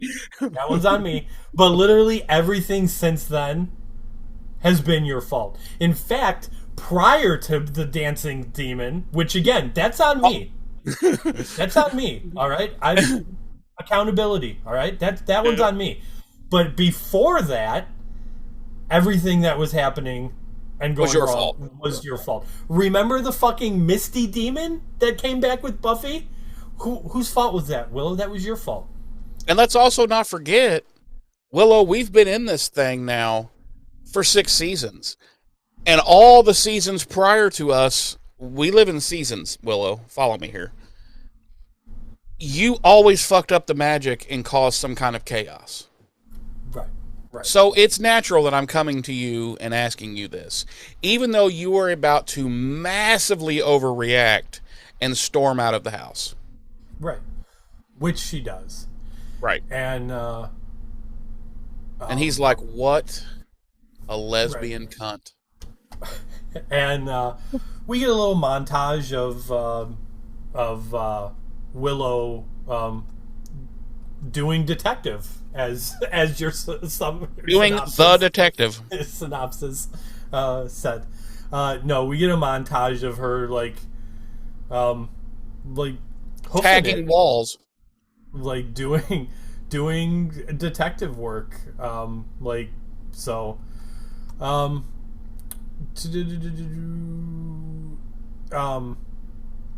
we and then once again we have Xander and Willow meeting up, and she's like, listen, motherfucker, I figured this out all on my own. Where she must have went invisible. I didn't use any fucking magic. You douche. And she's like, you douche nozzle. Then I was like, I should go buy some spray paint. So I did. I'll have you know. Right. Oh, that's it. That's all. That's all. Oh, okay. Yeah. And she's spray painting the invisible stuff to make it visible. So she like paints the spray. And I love at the end of the scene when she's spray painting the traffic cone. She's like, Xander, I want you to take this back to the magic, but hang on. First, let me coat it completely in paint. Yeah. And then when he gets it back, later on, we see in the magic box, there's no handprints. No. There's no paint on his hands. And the traffic cone, unless the color on my TV is off, the traffic cone is now standard traffic cone color instead of the pinkish color that Willow was spray painting things. She couldn't have just stopped and said, hey, listen, I won't cover the whole thing in the paint. That way you have a clean place to grasp it and carry it. Let me cover it all, the entire thing, okay? The entire thing. And he's like, okay, that seems fine. Yeah. And then she is deducted. Go ahead. So yeah, she tells him that. So there's some tread marks on the ground, and she's like, someone left here very fast, and he's like, well, that could have come from like anytime, anyone. Right. And she's like, yeah, but this couldn't. And she pulls out a little vial of like paint flakes, and he's like, what's this? And she's like, paint. I scraped it off the fire hydrant, and it must have gotten on there after the fire hydrant was made invisible. So it had to have. So I'm guessing whatever hit the fire hydrant is what peeled out of this alley and caused those skid marks. And we're like, well, thank you, Detective Pikachu. What? And just FYI, I kind of feel like, and I could be wrong, but I kind of feel like if a large passenger van had collided with a fire hydrant, said fire hydrant would no longer be there, and there would be a giant river of water geyser of water shooting into the air. There would be more than just a paint scrape. More than just a little paint scrape. That she apparently, like, such a little paint scrape that she apparently needed to scrape all of it off for her paint samples because the fire hydrant was still completely invisible. And put those scrapings into a small glass vial that she always carries with her. Of course she always, yeah. Why wouldn't she?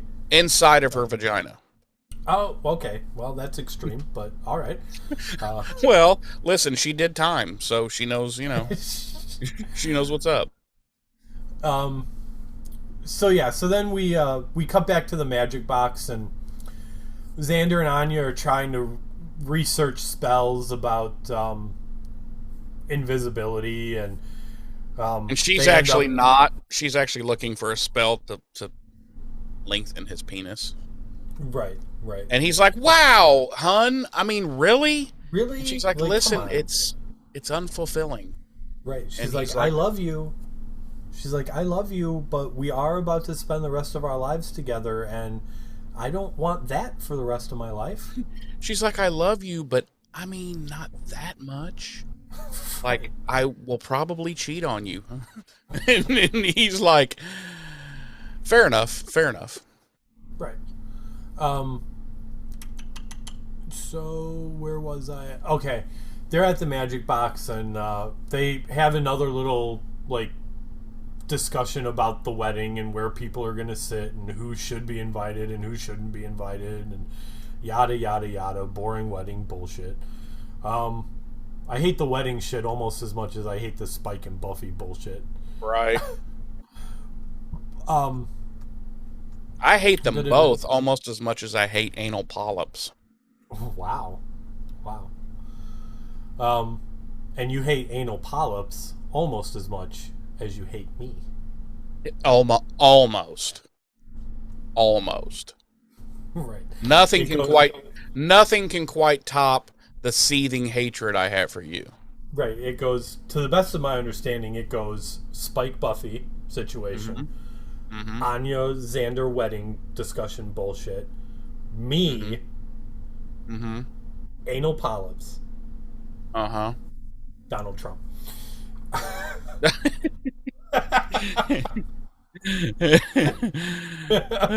Yeah, that's fair. So Anya goes to like grab the cone and her hand it disintegrates in her hand. And she freaks the fuck out like she just touched, I don't know, a gorilla's taint or something. She's like, "Oh my god! Ah!" But it's just like some little flake stuff. Right, but she's tripping out. And then he kind of does too. Like he can't take her word for it or see what's on her hand or that like a chunk is missing. He reaches out and breaks it, does it too. And then he's like, "Oh, this is and it's." And like apparently it feels like rice pudding or tapioca. And I'm like, does it? Because it looks more like flaked paint. Right. And also rice pudding and tapioca are fucking delicious, so I'm not sure what the problem is. But anyway. What?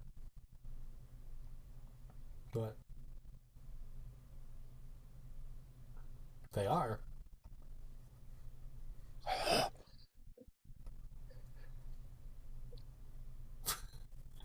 You probably don't like bread pudding either, do you?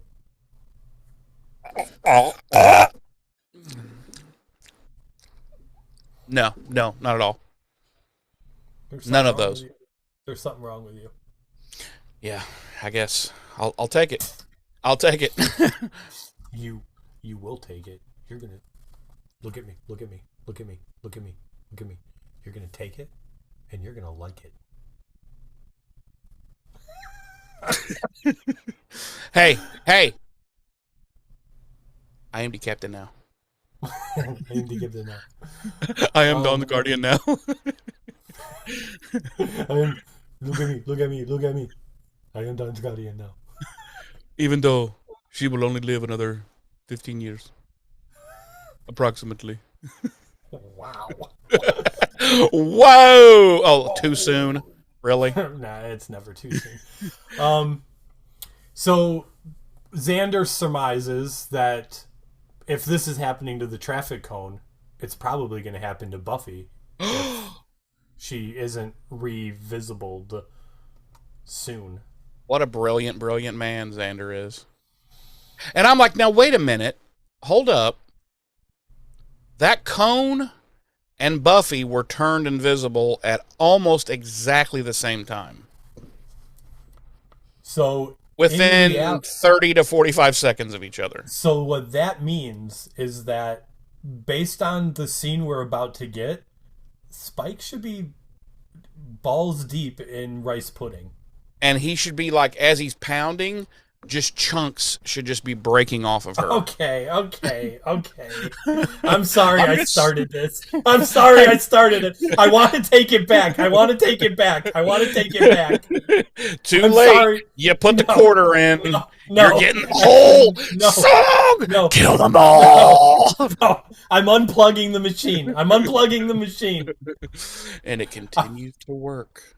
I'm sorry I opened that can of worms. Like, no. What bothered me about it is that structurally, obviously, this cone and Buffy are not the same.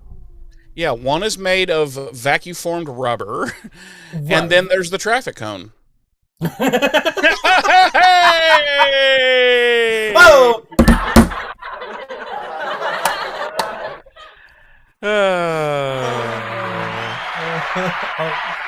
Okay, let's settle down. Settle down. Okay. Settle down. Relax. Yeah. So then we cut to the trio in their lair, and Warren's working on fixing the invisibility ray, and he just confirms what Xander just said in the previous scene, and that Buffy's gonna die from radiation overload if she continues to not be visible, and he seems okay with that, but Andrew and Jonathan are like, no, we're not killing anybody. We're crime lords. We don't kill people. And then fucking He's like, Andrew's we will rape them, but right. we will commit rape and kidnapping, but we don't kill. Right. We will turn ourselves invisible to be voyeurs and illegally enter areas of spas we're not supposed to be in to see naked girls. Even though Andrew is a raging homosexual. Like, I don't understand that. Yeah. Oh, he hasn't come out yet, has he? He hasn't come out yet.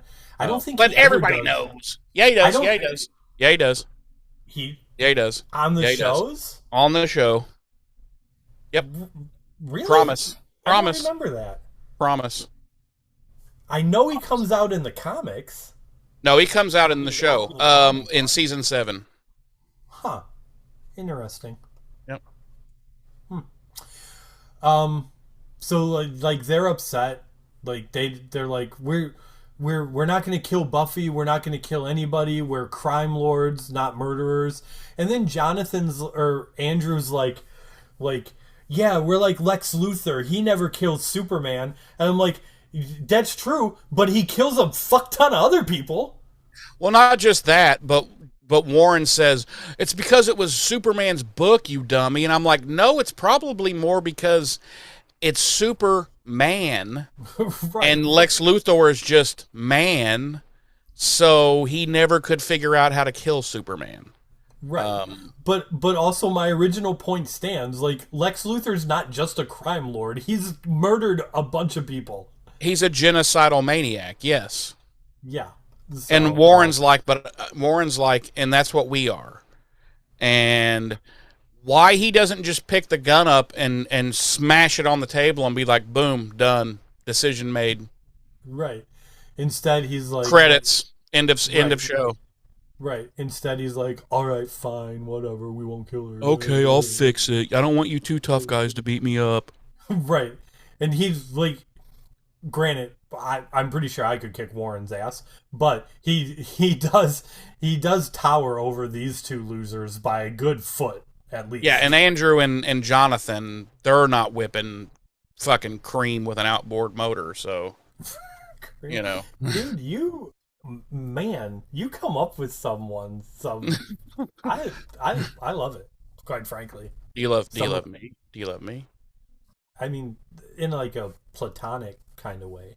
In a hateful sort of. Yeah. Yeah. Okay. Fair enough. Yeah, he's like, fine, we won't kill her, and I'll fix the fucking Ray. And he does. Like, I don't get it. Listen, like, it's just one of a list of things in this episode that are like, what the fuck is going on here? Because he legitimately wants Buffy to be dead, which I get, because he wants to be. Because if they can eliminate her, well, possibly not, but in his mind, if they could eliminate Buffy, they could run roughshod on Sunnydale. Because, right. Of course, the Scoobies would probably still foil everything they tried to do, but in their mind, at least, you know, minus Buffy equals awesome. Right. So why don't he just be like, even if you don't factor in the Scoobies, the inept Sunnydale police would be able to put an end to anything they try. And probably. And this is part of what, again, the fact that they're the big bad this season, I love it, because they are so inept. Yeah. But it's always baffled me why Andrew and Jonathan would team up with Warren in the first place, because of the three of them, Warren is clearly homicidal and psychopathic. Yes. The other two are just kind of, they're just kind of broke. Like, I wouldn't even say they're sociopaths. They're more just kind of like loner, kind of loserish, nerdy. A lot like you. Yeah, 100%. No, they're just, you know what I mean? And like Warren's, right, and they, from the first time we ever met Warren in his first episode with his robotic girlfriend, like Warren has always shown that he is a raging psychopath. Right. Like, always. He deliberately pissed off his robot girlfriend to try to get Buffy killed in that episode. Was willing to, okay, say what you want, but basically murder his robot girlfriend to be rid of her. Right. And he just fucked off and left her. Right. He's a psychopath. Andrew and Jonathan are more just like, I don't even think they have any real malicious intent. You know what I'm saying? Like, they just want to see. Well, listen, Andrew wants to fuck Jonathan. Okay, Jonathan wants to see boobies, and Warren wants to eat them both. and Warren has promised Jonathan that he can show him boobies, and has promised Andrew that he can get Jonathan to let him fuck him. Yes. He's like, listen, I'm gonna create a mind control ray, and I'm gonna use it on Jonathan, and I'm gonna allow you to anally rape him. Wow. Wow. That's something a psychopath would do. That is. Warren is a psychopath. The other two are just misguided, you know, just kind of, as we will come to learn later on. Right. So then we cut to Spike's crypt, and Xander shows up, and it's completely, like, it looks like it's been ransacked. But of course it hasn't. We know what's been going on. Oh. Angry Slayer and vampire sex. Everybody that's not watching, that might be listening, James is masturbating right now. No. James was throwing up in his mouth. And swallowing it repeatedly. He's a good swallower.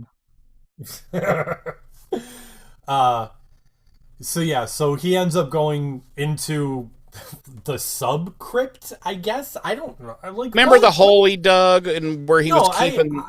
It's really weird. I know. It's weird. It's like there's no like structural support like you would have in a mine to like keep it from collapsing on it. So, but yeah, yeah. And he has a very nice bed down there. Yeah, like where did that come from? Nice linen that's not like filthy as it should be. Right. Yeah.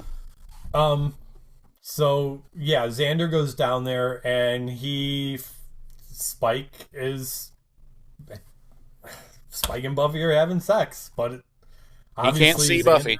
Can't see Buffy, so it just looks like Spike is fucking the mattress. And did you notice that when he's like, "Oh, can't you tell what I'm doing? I'm doing push-ups," and he starts doing it like real fast and hard. Gasp. You can hear Buffy like literally coming. Yeah, but Xander doesn't. That's the thing.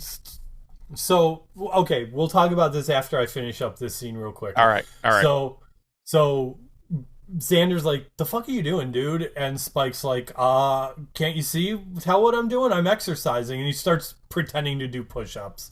And as you pointed out, we hear Buffy gasping. And then he like climbs off of Buffy and sits down with the sheet wrapped around him. And Xander's like, "Hey, have you seen Buffy?" And Spike's like, "I haven't seen her." And as they're talking, and Spike's like, "You know, I'll when I'm done here, I'll go look out. I'll go looking for her, and if I see her, I'll let her know you're looking for her too. Yada yada. And like we see his ear getting tugged on, like she's like nibbling on his ear and shit, and like he's swatting at nothing. He's literally like swatting her hand away and shit. Again, Xander's oblivious. Right, and so Xander's like you're fucking weird, dude, and you need to get a girlfriend, and he leaves. But yes, that's what Xander is again like complete. He knows Buffy is invisible. Right, and this weird shit is happening here. Like, how do you not like put 2 and 2 to fucking together and be like, why are you fucking Spike, Invisible Buffy? Like, yeah, and he's like, wait a minute, I have put listen to me, Buffy, right here. I have put 6 years into this friendship with you. For 6 years, I have tried to fuck you. And you're telling me that you are letting this motherfucker who has tried to kill you and all of us countless times before, you're gonna let him hit it, but not the Zan man? And he turns around and leaves and tosses a Molotov over his shoulder. He's done. He's done. He's done. And as he walks out of the crypt as it blows up behind him. Yep. And they both die horrible deaths. And that's how hurt he is. Right, and he slow-mo walks to the end of the path, and he turns to the side, and he's like, I guess it's just you now. And the camera pans over, and who's standing there? Tammy the Vampire Slayer. Tammy the Vampire Slayer. And she's like, guess I got some work to do, honey. It's just face still locked up in jail. It's just me now. We better get to work. Round up the other scoobs, doll. And she's like, listen, I ain't fucking you either. Right. She's like, just so we're clear, I'm also not gonna let you bone me, so I hope you don't Molotov cocktail me, sweetheart. I know I'm hard to resist, but you're not getting any of Tammy, okay? And she kills the whole cig in one drag. The whole cig in one inhale. Yep. You just see it ash up. Yep. She looks like from The Shining when the mom needed to really ash that cigarette at the beginning, and the ash was like this long. Yep. Ashes the whole thing up, and then just to drive the point home, and it's kind of a bitch move on Tammy's part, she tosses it at Xander. It hits him right in the chest. No. It hit him right in the left eye. Right in the left and he's eye. like, oh, Jesus Christ! Oh, my God! And she's like, Tammy. She's like, that's what you get, honey. And she's already got another cigarette lit. Yep.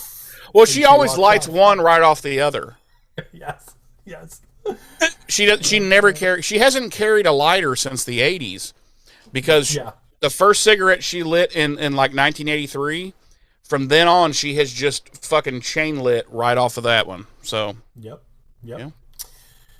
So then we have a little scene with Spike, and he's all like, "Oh, I'm tired of being with you if you're not really gonna be with me." And she's like, "But we were having so much fun." And he's like, and he's all like, "But you only came here to be with me because you're not really here." And she's like, "Whatever, fuck off, Edward Cullen," and she leaves. No. The worst part is she literally starts sucking his dick. Yeah. I'm not making that up. Right. Because he looks down and he goes, "Oh, that's not fair." Yeah. And I'm like, "Oh my God." Yeah. Because he is basically like told her to leave at this point. Like, like I just said, like, you're only here because you're not really here, and Just fuck off then, Buffy, if you're not gonna be all in on this.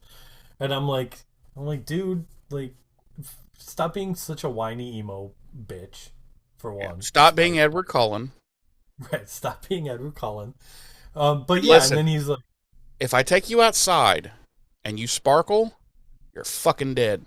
right, I'm like, Spike, look at me.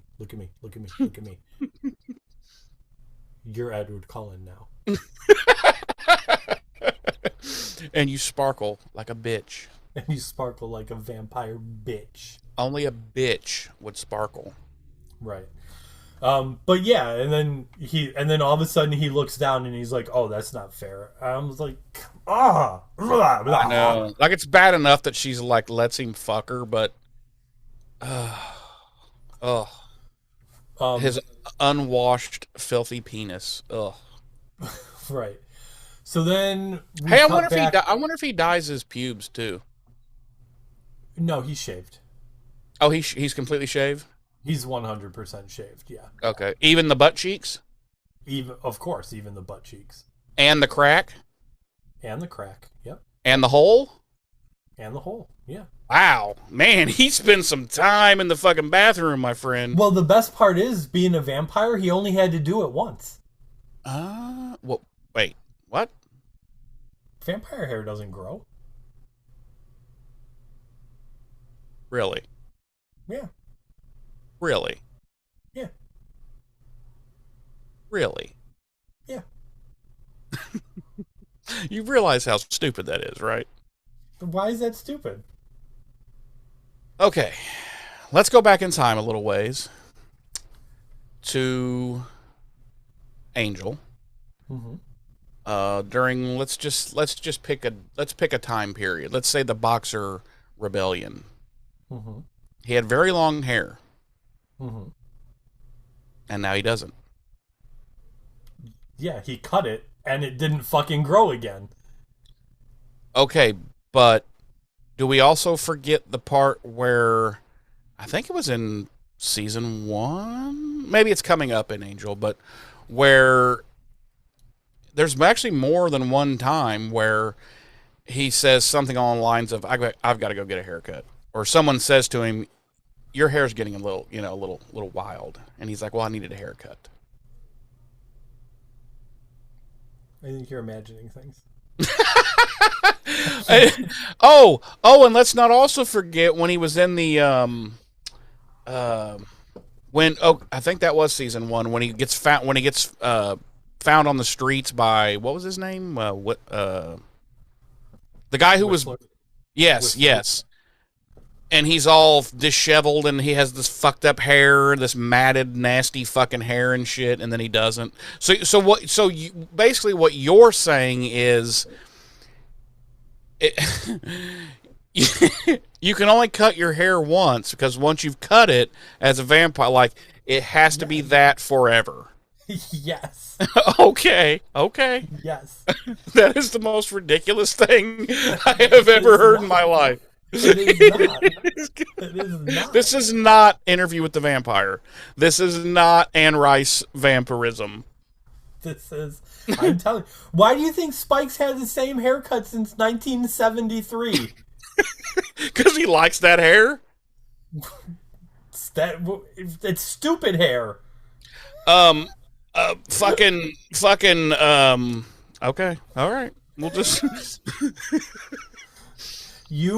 You show me some solid evidence that in the Shouldn't it be okay, so Angel had long hair when he got turned by Darla. So shouldn't it have been that that's what his hair would always be, and that if he cut it off it would just immediately grow back? No. Well, that's how it works in the Anne Rice universe. Anne Rice is stupid. I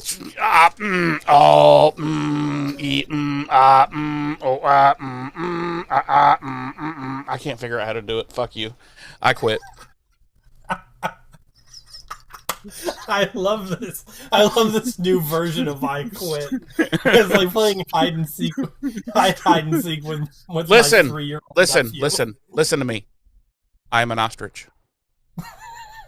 Look at me. I'm an ostrich now. No one can see me if I can't see them. Get it straight.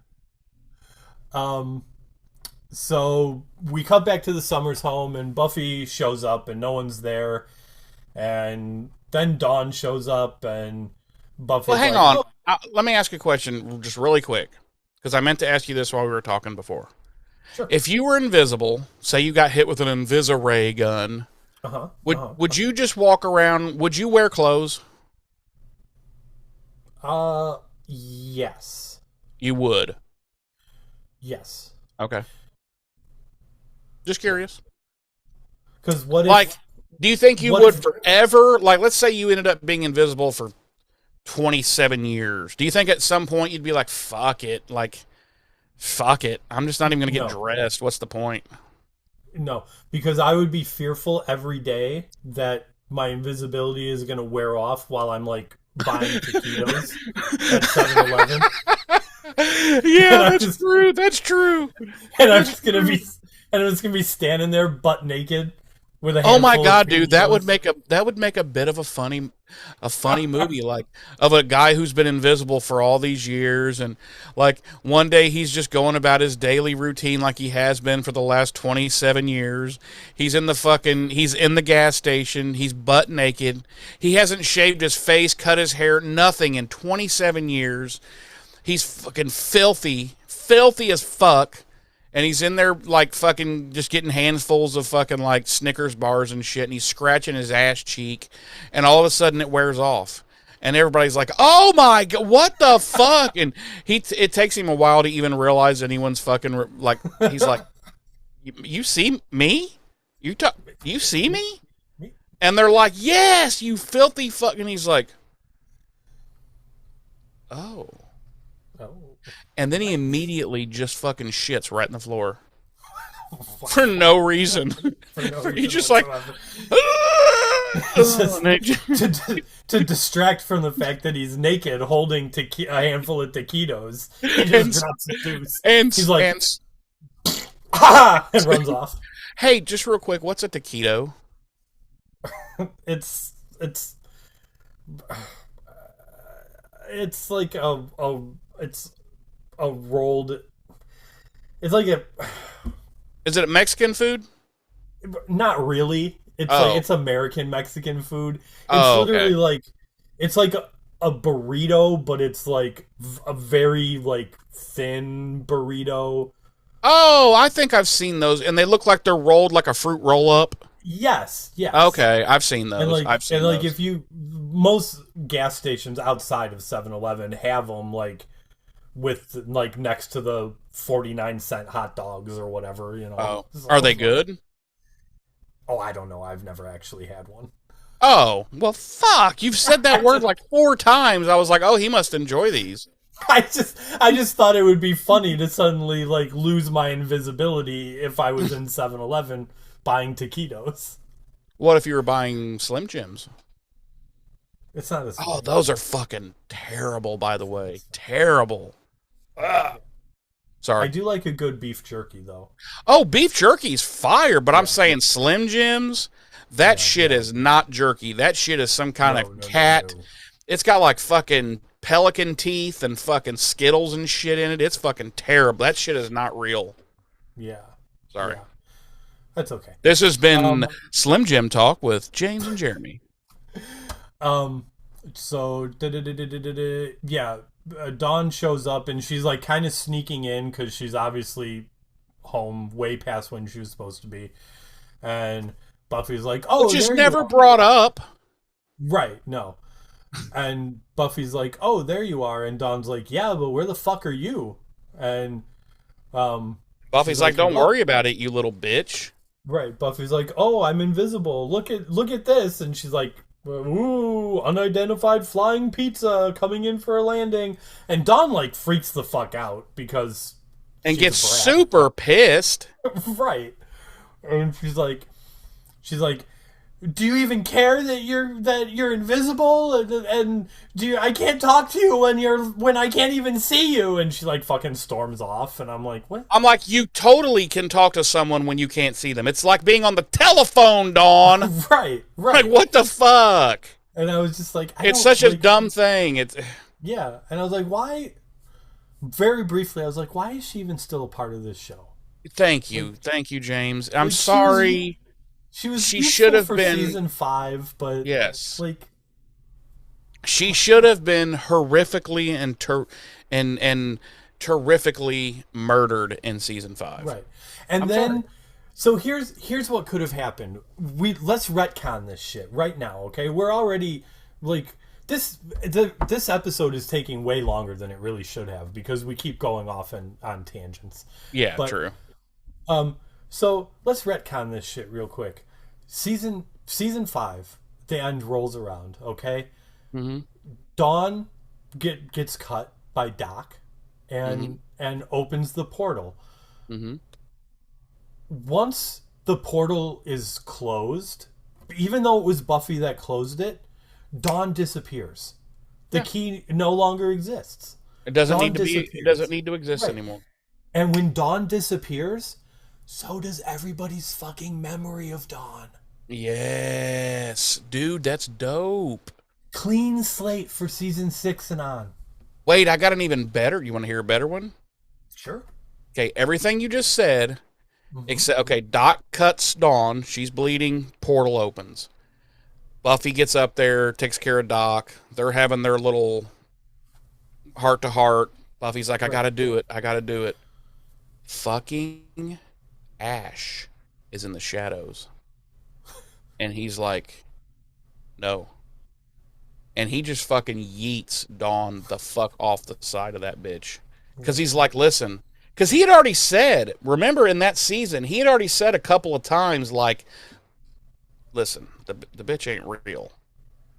We think, like, we have memories that she is, but she ain't.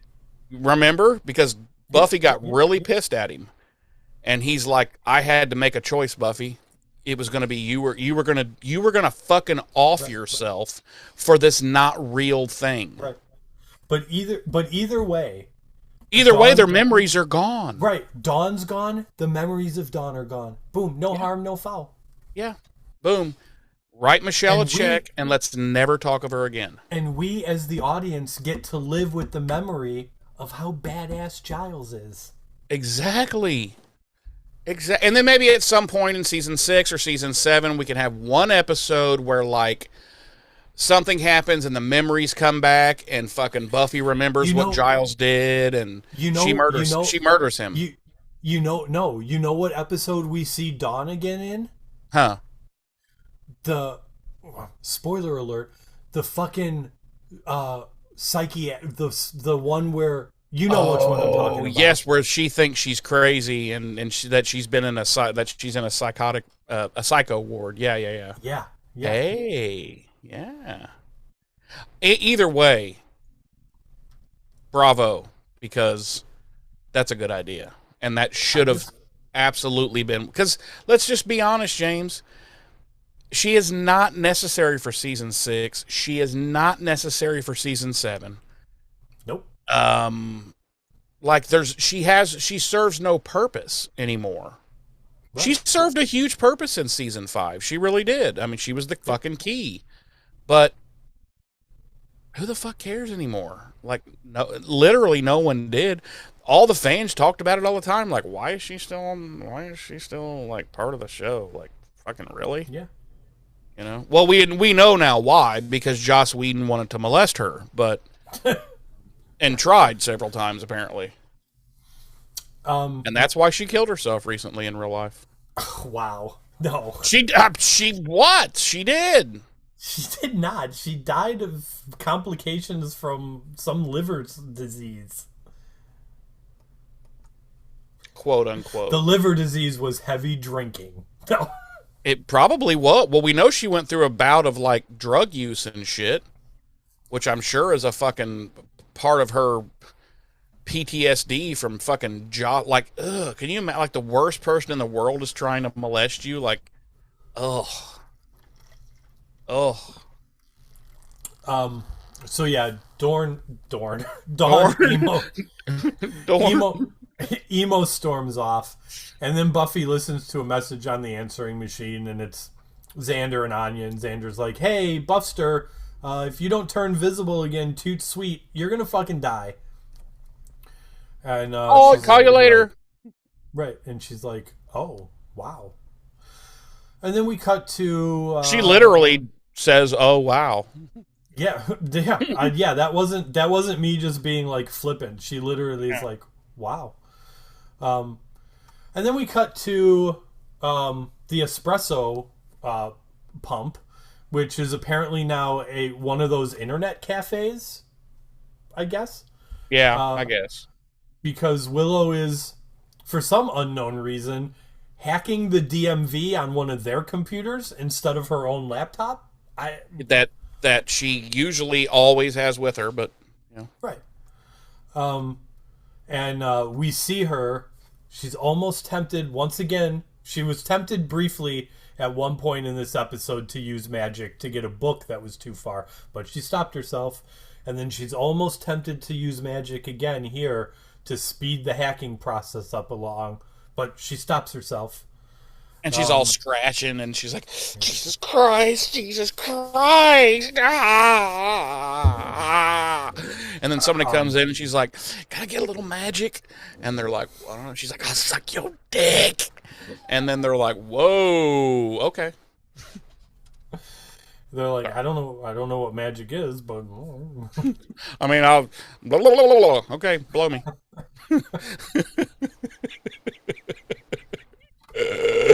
Canceled. So, where was I? DMV. She's hacking the DMV. Yeah. Right, and she figures out who owns the black the black van. But I'm confused, and I'm not saying that they fucked up. I might have just missed it. Like, what is she? Okay. What does she go? Did she just type in? Did she just type in like black van? I have no idea. Okay. No idea. I didn't know if I missed like somewhere where she maybe got like a partial plate number or something and was like, I'll run that and cross-reference it with black vans and. Because literally all they know is that all this weird shit that's been happening to Buffy randomly so far. There's been a black van present. Right. So she just typed in black van. Right. Okay. And that's ridiculous, but okay. Right, and narrowed it down to the exact right black van. To the exact perfect right van because yeah. Right, because the next scene is her arriving at presumably Warren's mother's house. And they have a tarp over the van, like sort of. Over the van. Like sort of. They're like, well, we tarped like a quarter of it. Right. That should hide it from all possible prying eyes. Okay, let's give Willow the benefit of the doubt. She's very smart. Okay. Let's assume that she narrowed the search to black vans registered to addresses within Sunnydale. Okay. But even actually, that doesn't even work when you think about it because the van wasn't always black. We saw them painting it, spray painting it. Yeah. So the van could have been fucking magenta for all we know, and right. But she typed her search literally had to just be like vans registered to addresses within Sunnydale. Yeah, and then which should have given her 39,000 results. And then she went and looked for everyone. Yeah. But it only took her 25 minutes to check each place. Right.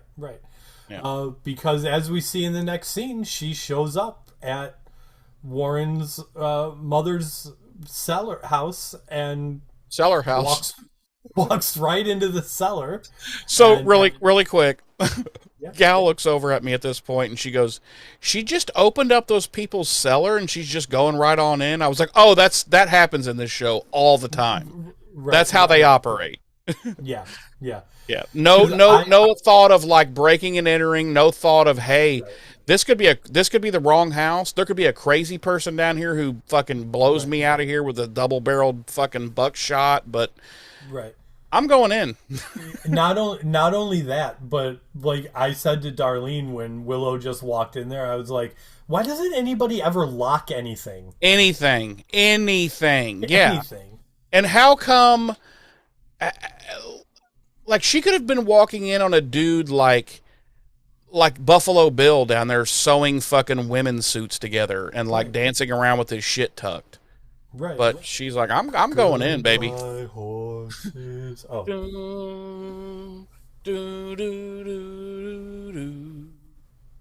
Would you fuck me? I'd fuck me. I'd fuck me. I'd fuck me hard. Okay. It rubs the lotion on its skin or else it gets the hose again. Put the lotion in the fucking basket. Put the lotion in the fucking basket. Did you ever watch Monk? Precious! Did you ever watch Monk? Yeah, he was the head, he was Monk's boss. Yeah, he was Stottlemyre. That always blew my mind. I'm like, I can't believe this. What, did you think he was really a serial killer? No, I was just like... How did he get out of prison? No, but you know how sometimes, like, you see actors in a role and then you see him in another role and you're like, and you're just like... the same dude. Yeah, he changed a lot. Yeah. He got bald and fat and old. Right. Yeah. But he still had that voice. Yeah. Anyway. Is that that great big fat person? So, she goes into the cellar and the trio has made themselves invisible and they take her hostage. And then Jonathan calls Buffy and disguises his voice and tells her that they've kidnapped Willow and tells her where to meet them and when. And we cut to the arcade, and what's happening there, Jeremy? There's a fire, and unfortunately, everyone inside has died. It's very sad. No, so she gets there, and it is an arcade. That's where they wanted to meet. Which I was like, wait a minute, 2002, was that still a thing? Were arcades still a thing? I kind of feel like they really weren't. But anyway, we'll go with it. So they all meet up and they find each other because she can see Willow and they're all talking, even though Buffy and the other three are all invisible, of course. They're trying to, Jonathan's trying to disguise his voice. And,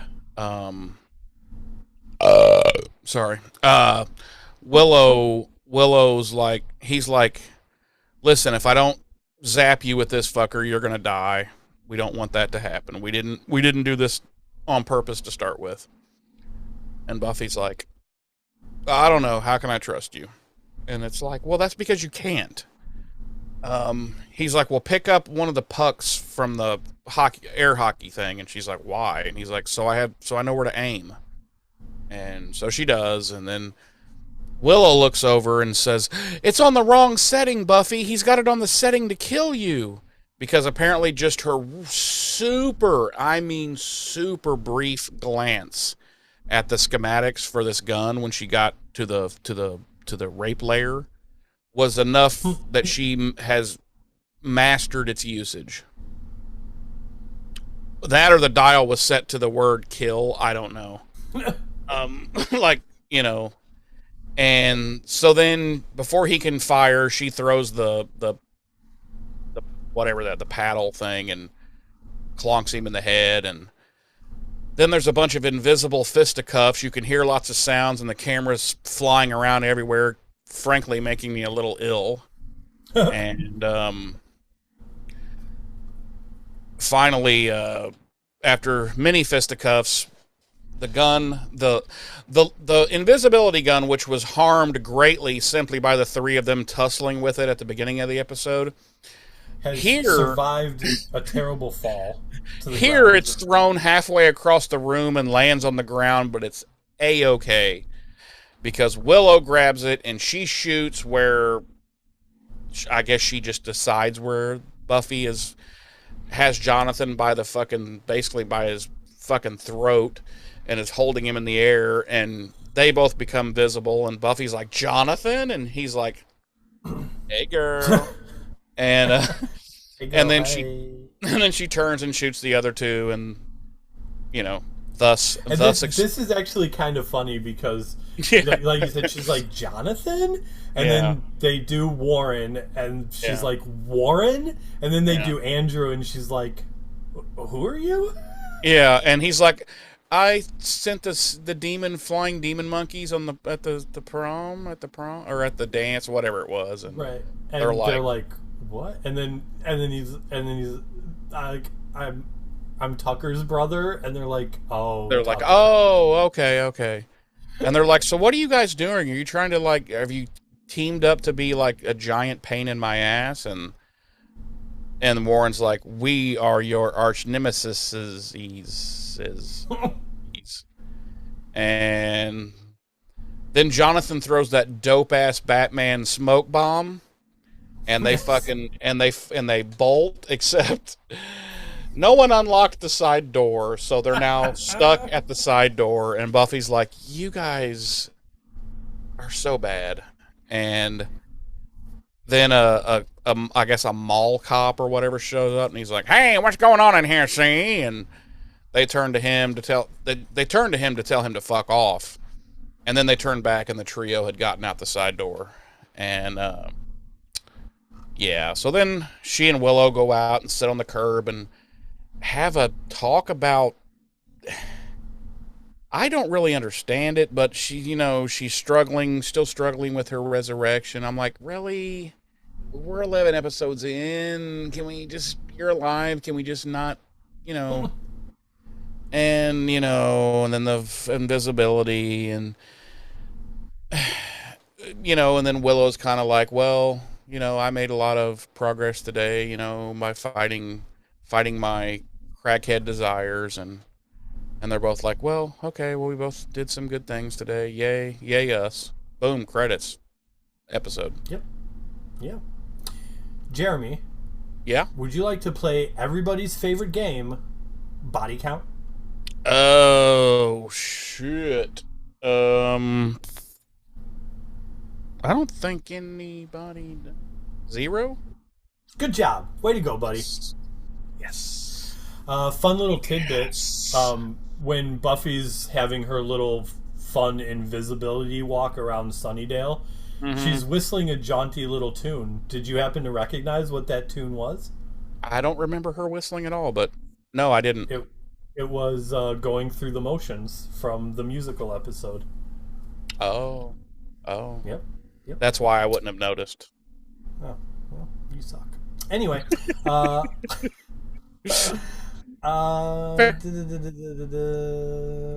else? That's it for the behind the scenes. Our music this week, Sarah Michelle Gellar, Going Through the Motions. Trespassers, William with I Know.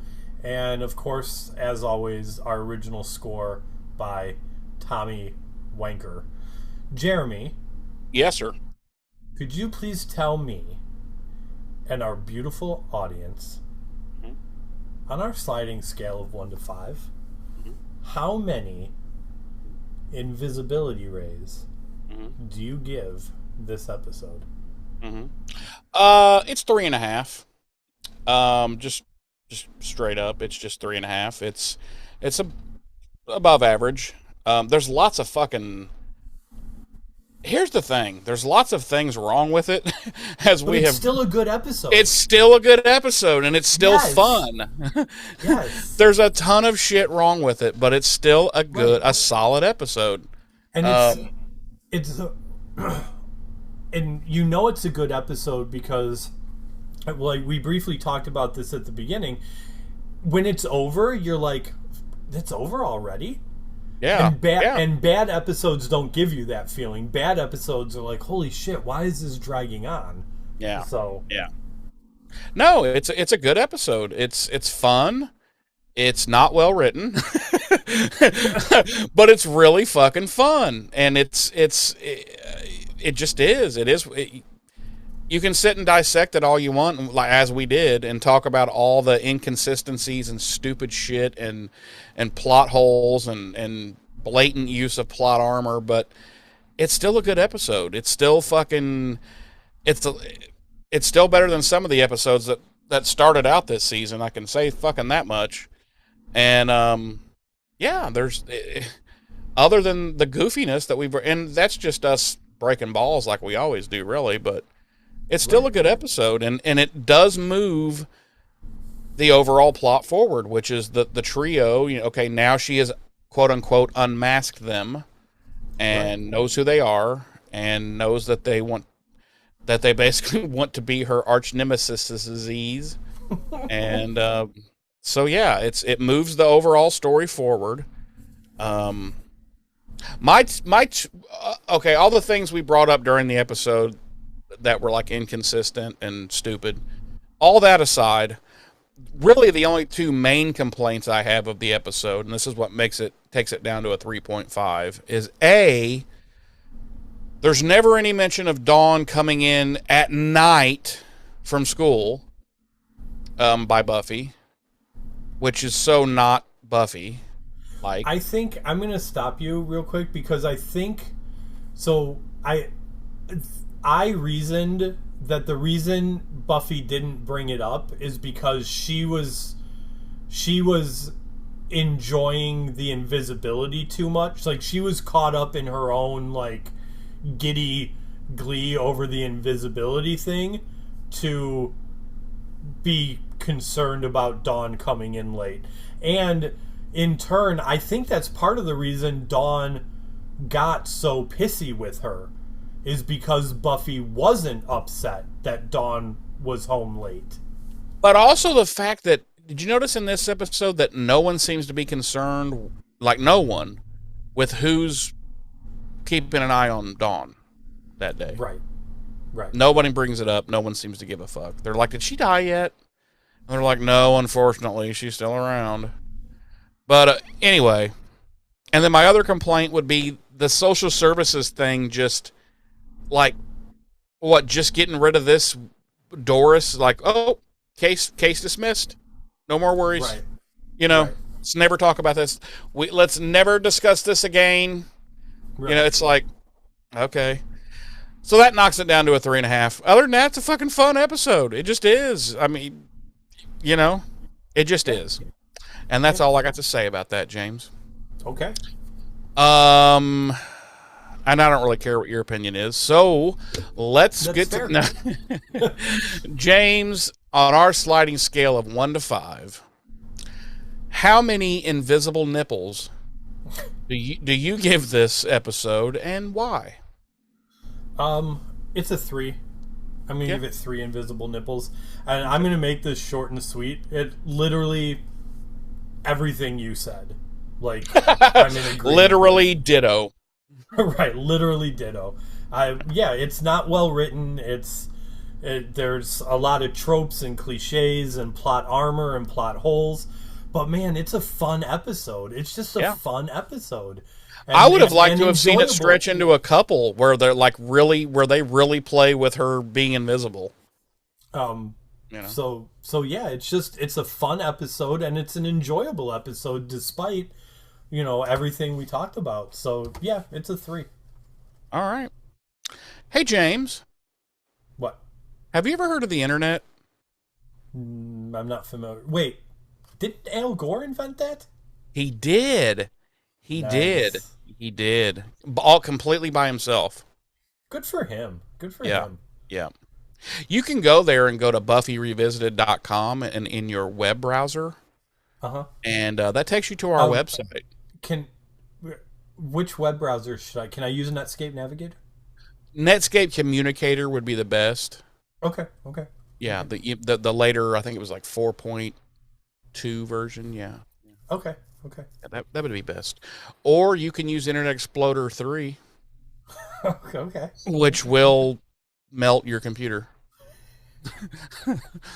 Literally before your very eyes. God, I miss Netscape Communicator. Fuck yeah, dude. Best browser ever. We're old. Anyway. We're fucking old. We are old. So yeah, you can go to our website and get links to all of our bullshit that no one cares about.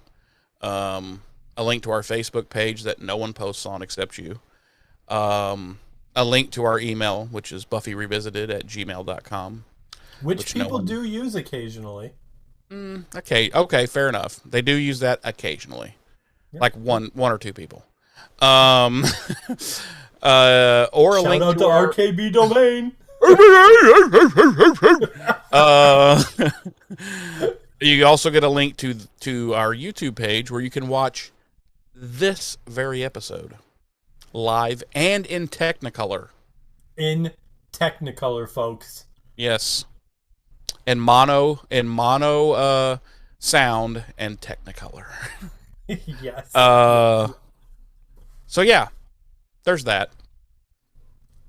Well, hot diggity damn. Who knew? Guess what we're doing next week, James? Is it Double Meat Palace? And we're sliding into it unprotected. Whoa! We're raw dogging into Double Meat Palace. Wow. Yep. Season 6, episode 12, which means, James, we have come to the crescendo, and we are now descending towards the end of season 6. Oh my. Oh, sorry. Wow. This has been a very long episode because this is an hour 47 minutes, and I forget how much we stopped at earlier. So we're well over 2 hours for this episode. Holy shit. Yeah. So why don't we wrap it up, James, and just say thanks for joining us this week. Next week will probably be a 23-minute long episode in which we will be revisiting Season 6, Episode 12, Double Meat Palace. I've been one of your hosts. I'm Jeremy. I'm your other host, James. Ta-ta.